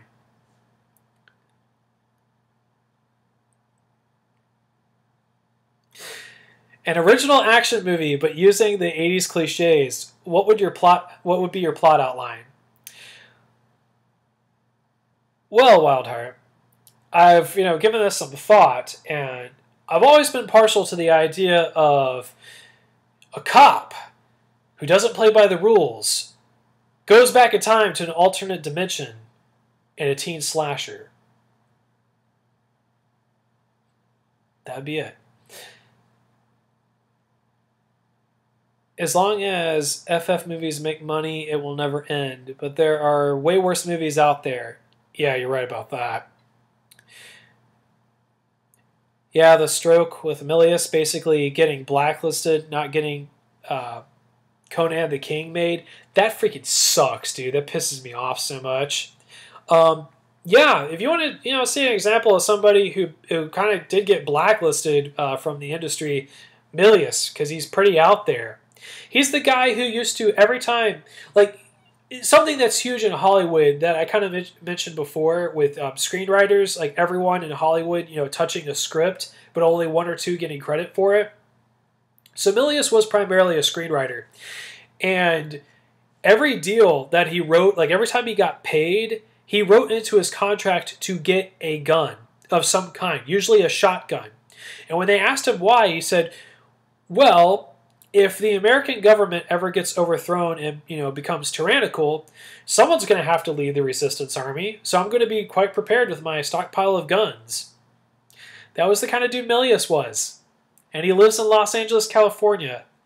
Crazy, right? Conan 82 is fantastic. It's incredible. People like think it's people make fun of that movie for being goofy. Yeah, it is. It's a lot of fun to watch, but at the same time, it was just so good, and the freaking soundtrack is amazing.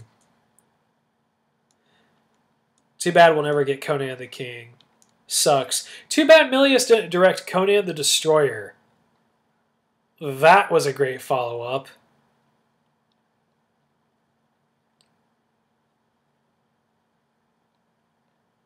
Who's that? I'm assuming me, John Milius. Basically the guy who helped write Apocalypse Now and Judge Roy Bean and Conan the Barbarian and some Dirty Harry lines. He's a great dude. Your favorite action hero of all time will always be John Wayne. Fair enough. The Duke is the man. I love John Wayne. I wish we had more people like him. I mean, admittedly, I'm more of a Clint Eastwood fan. I do like, I do like spaghetti westerns, even though a lot of them are kind of crappy. I mean, I am more of a fan of that style of western than I did kind of like. John Wayne is like more of my grandpa's westerns, but that being said, you know, John Wayne was the man. I don't know where I was going to go with that.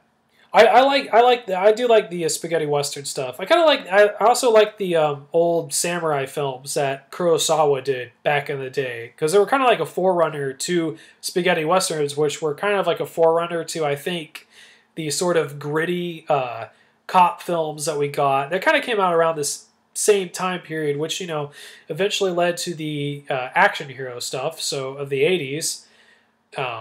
So yeah, I love all that stuff.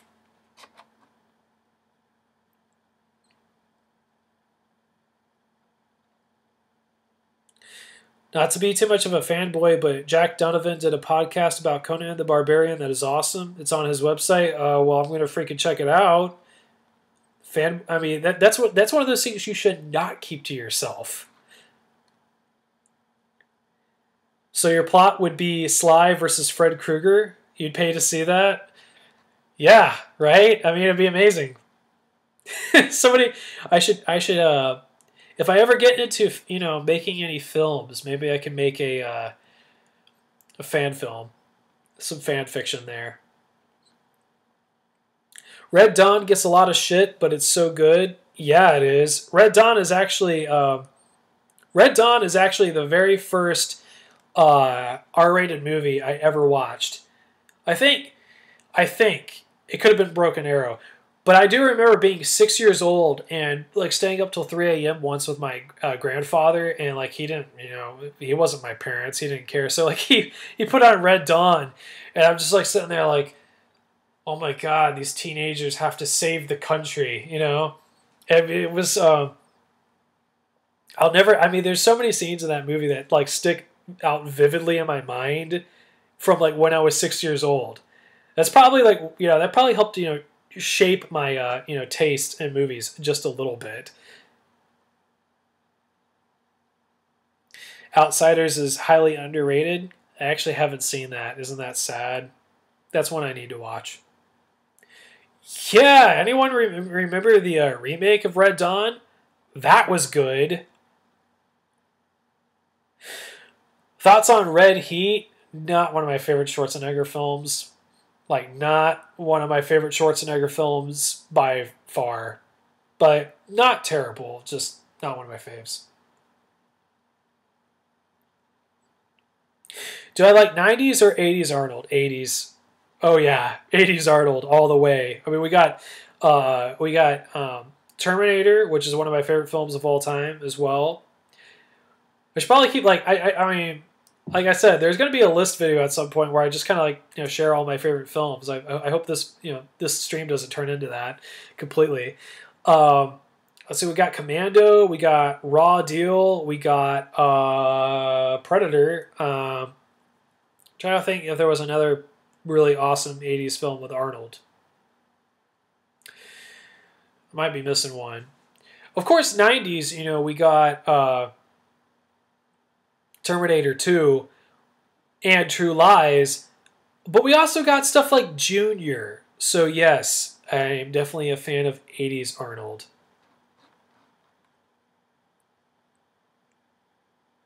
You love the good, the bad, and the ugly?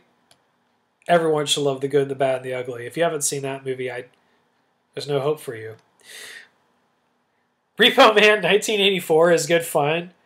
Dude, what's with Repo Man? It keeps coming back in my life. Repo Man is this weird-ass movie with Emilio Estevez where he, like... It's just like a trip, man. He plays like this, like, punk... He's just this total jerk-off punk rocker who is a Repo Man and, like, you know, likes to just be a jerk to everybody, and by the end, I think discovers a time machine or something. Oh, I'm sorry, that's a spoiler. Spoiler, but a very weird and random movie. So, you know, look it up if you want. It's totally bizarre. The guy, speaking of gender swapping, which we talked about earlier, so that guy who made Repo Man actually tried to make a sequel, I think called Repo Girl, and it is awful. Like, it is literally internet cancer. It is god-awful. I kind of feel bad. What is it? James Belushi? John Belushi's brother? The one who's still alive? I kind of feel bad for that guy.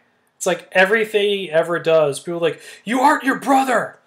It's like, oh man. And his brother passed away so young. It's just kind of feel sorry for him. High Plains Drifter, yeah, great movie. Great movie. Like I love High Plains Drifter because they kind of took like a western and mixed it with a horror film. It's kind of like a horror western. It's good stuff.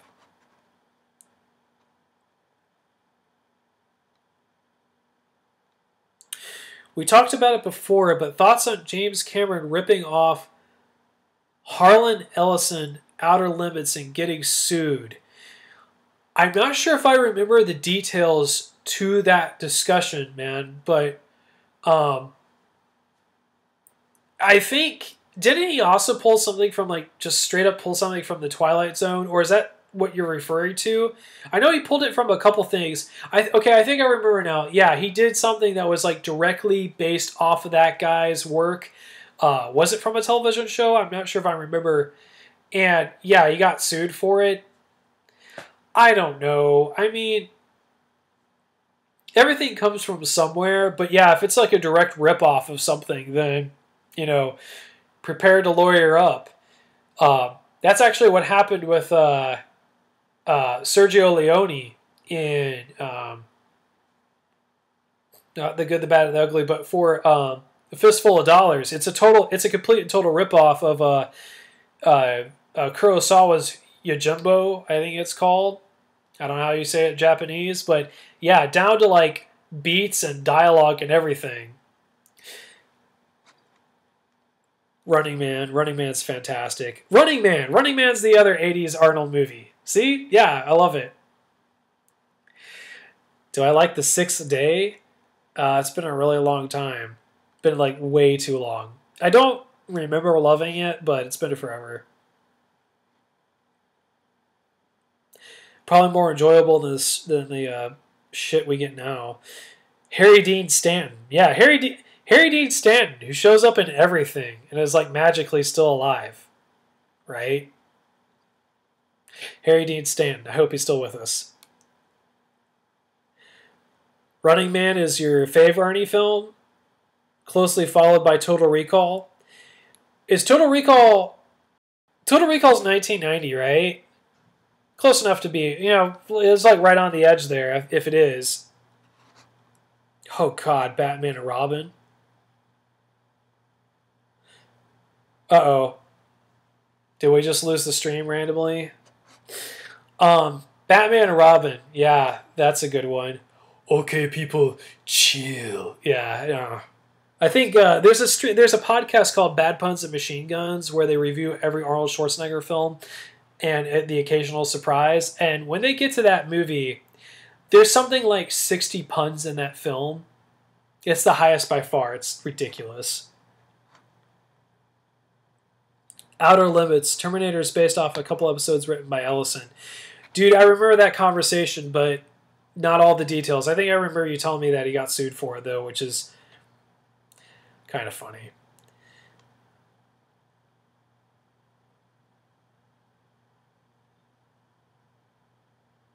I Have No Mouth and I Must Scream is amazing. We need a film of that. I hear that title, but I don't know the details. That's like something else I gotta look up. I think it was Mr. Medicare who made a video like, I have no account and I must upload, about YouTube placing stuff in limited states, or Google censorship. There was a game of I Have No Mouth and I Must Scream. Wow, I'm really, really behind the times. Did Stanton just die? Aw. He showed up in like everything. He's in random movies from like the 70s. I remember just pulling out some random hippie film called like Two Lane Blacktop, and there's Harry Dean Stanton in everything. May he rest in peace. James Belushi shouldn't have bothered becoming an actor. John Belushi was great in The Blues Brothers. Yes, he was. It was definitely a funny movie. Remember when comedies used to be good? I do. You played the game a few times. Very good, but prefer the novel. We have to look this up now.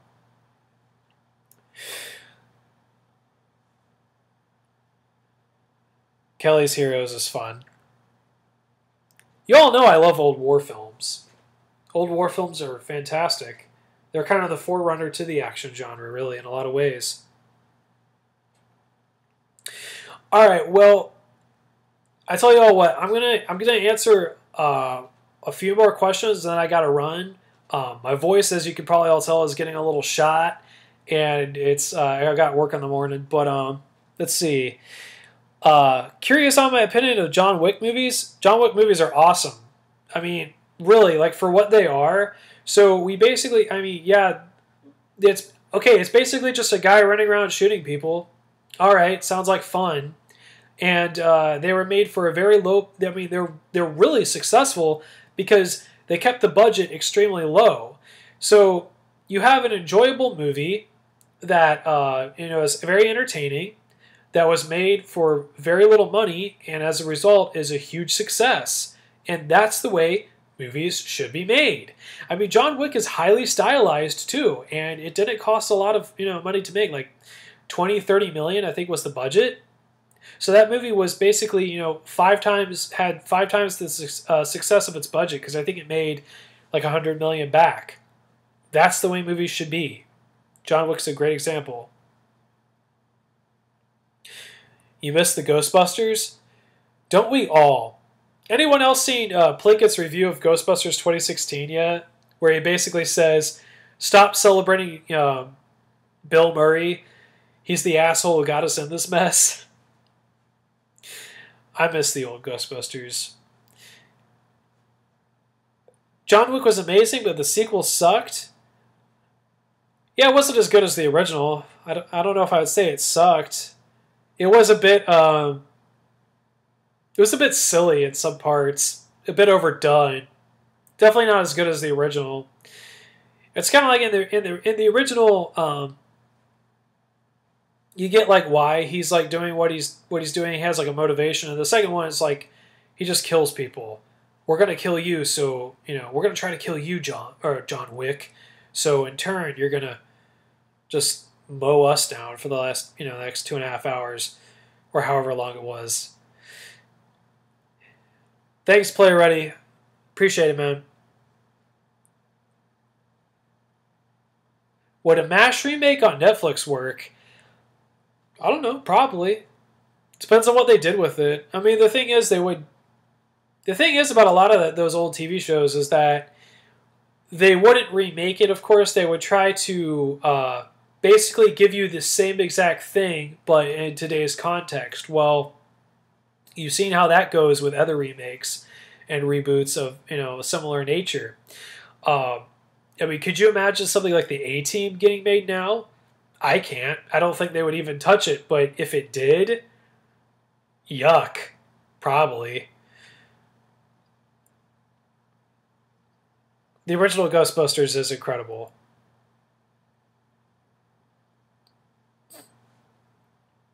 Best 80s action soundtrack?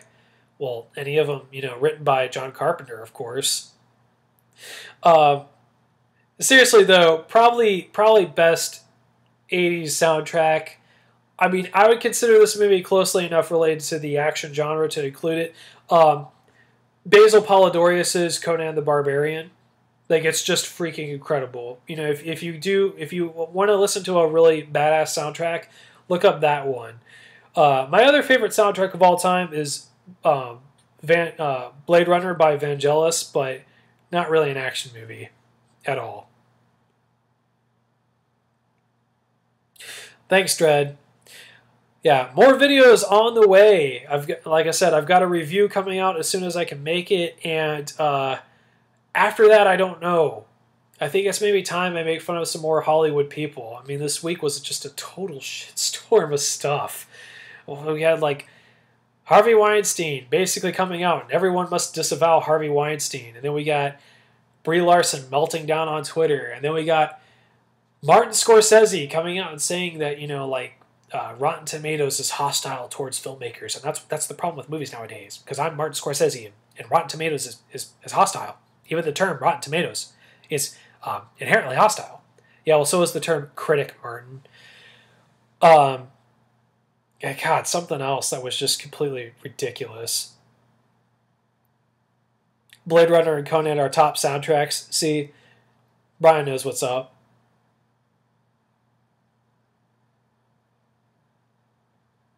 Creepshow is a great soundtrack. I don't think I've ever listened to the Creepshow soundtrack, but you'll have to give that a listen to. Rotten Tomatoes is garbage. I don't hate Rotten Tomatoes, but well, Top Gun is a great soundtrack, of course.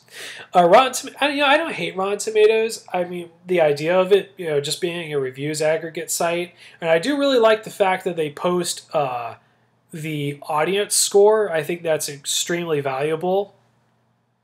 But the thing about Rotten Tomatoes that I don't like, of course, is that people just look at the aggregate and they think, oh, well, the majority of critics thought that, so that must be how good it is. And the problem with that, of course, is that a majority of these critics are really just shills working for, corporate outlets. And a lot of them really are, like social justice warriors who work for, people like Salon and MTV News, the New Year's resolutions for white guys and people, and the, pedophilia is just, it's just another sexuality preference, like Salon tried to push, I think, a year and a half ago. Yeah, those are the people who are informing your movie, going decisions. Sick. Army of Darkness is amazing. Rocky IV soundtrack? I don't know. I think I might take all the Rocky movies and just make them all one soundtrack, and then listen, and then use it to motivate me to work out more, or at all. Tron soundtrack? Tron's a cool movie. Okay, well, it's about 10:22, Brommandos. I probably need to go ahead and sign out. I hope hope you all enjoyed this. Again, I want to say huge thank you to each and every one of you. I realize the bigger a channel gets, the harder it is to kind of get to know people on an individual basis. And kind of have things like this where it's like 12 of us and we're all talking like the entire time, and it's like a lot of fun. I had a lot of fun doing this, and I was glad you all showed up and made it a good time, because otherwise, I mean, I would have gotten through what I had to say in like the first 36 minutes, and then probably would have been the end of the stream.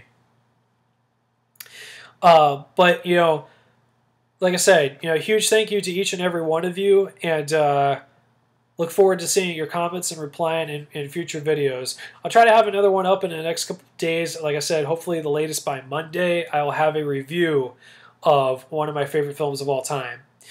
But until then, I will catch you all in the next one. Big thank you again. Yes, Sly is sexy as fuck. And thank you all. Once again, should I do the classic outro? I'll do the classic outro. Once again, Brommandos, I'm Thompsonator, And I'll see you all again real soon for more action. See you guys.